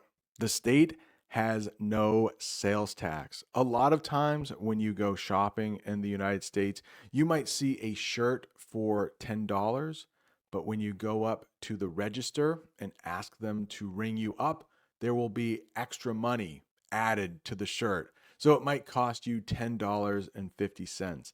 That is sales tax. Most states have sales tax. Oregon does not. And you can see I asked AI to create an image of a receipt with sales tax. I don't think it's exactly accurate, but it looks like something was maybe $30. Let me get my glasses on. What does that say? I don't know. The sales tax is $2.09 and the total is $2.09. Yeah, AI is not perfect. I'm not sure what they were doing, but I hope you get the idea of sales tax. The state has no sales tax, so people only pay the listed price in stores. Coastline. Just in case you don't know what a coastline is, it's when the land meets the ocean. And look at Oregon. Oregon's coastline stretches for 363 miles or 584 kilometers, and it's entirely public land. When you hear public, that means open to the people, meaning everyone can visit. It's illegal to pump your own gas in Oregon, except in some rural areas. So those are areas outside of the city. Attendants do it for you. So the people who work at the gas station will pump your gas for you. It's not self-serve. If you see self-serve in the United States at a gas pump, that means you can do it yourself. You can pump your own gas. Let's talk about a couple phrasal verbs you might see when talking about gas. Fill up. That means put as much gas into the car as you can. And top off.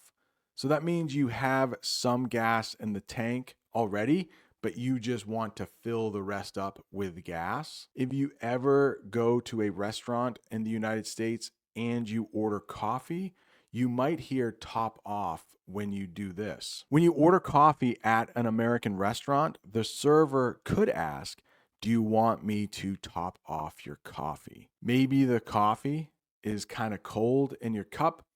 The waitress comes by and puts more coffee into your cup. They are topping it off for you. We've talked about Mount Hood before. I mentioned that Oregon does have some volcanoes. Oregon has many volcanic landscapes. Volcano is the noun, volcanic is the adjective. In the Cascade Range, the Cascade Mountains are in Oregon. And in Oregon, there are several active volcanoes. Mount Hood is a dormant volcano. So it means it is a volcano, but it's mostly asleep. It hasn't erupted in a long time. It's dormant. The International Rose Test Garden in Portland has over 10,000 rose bushes and is one of the largest rose gardens in the world. Yeah, at this rose garden, they will often test roses, maybe trying to develop roses that can grow in climates that are a little cooler or maybe a little warmer. Portland, Oregon also has a professional basketball team. They are called the Portland Trailblazers. Let's talk about what a trailblazer is. It's a person who explores new areas or ideas. The first people to travel the Oregon Trail were trailblazers in the American West. I mean, there were Native Americans living there already, but as far as European settlers go, these people were trailblazers. The professional basketball team in Oregon are called the Portland Trailblazers. Another example of a trailblazer might be women who joined the military, or at least the first women to join the military. The first women to join the military could be called trailblazers. Women have only joined the military kind of recently here in the United States, over maybe the last 20 years or so. That is it. I hope your English is a little better. I hope you know the state of Oregon a little better. If you're looking for more English, right down there is another English lesson I did about one of the American states. That state is the state I was born in.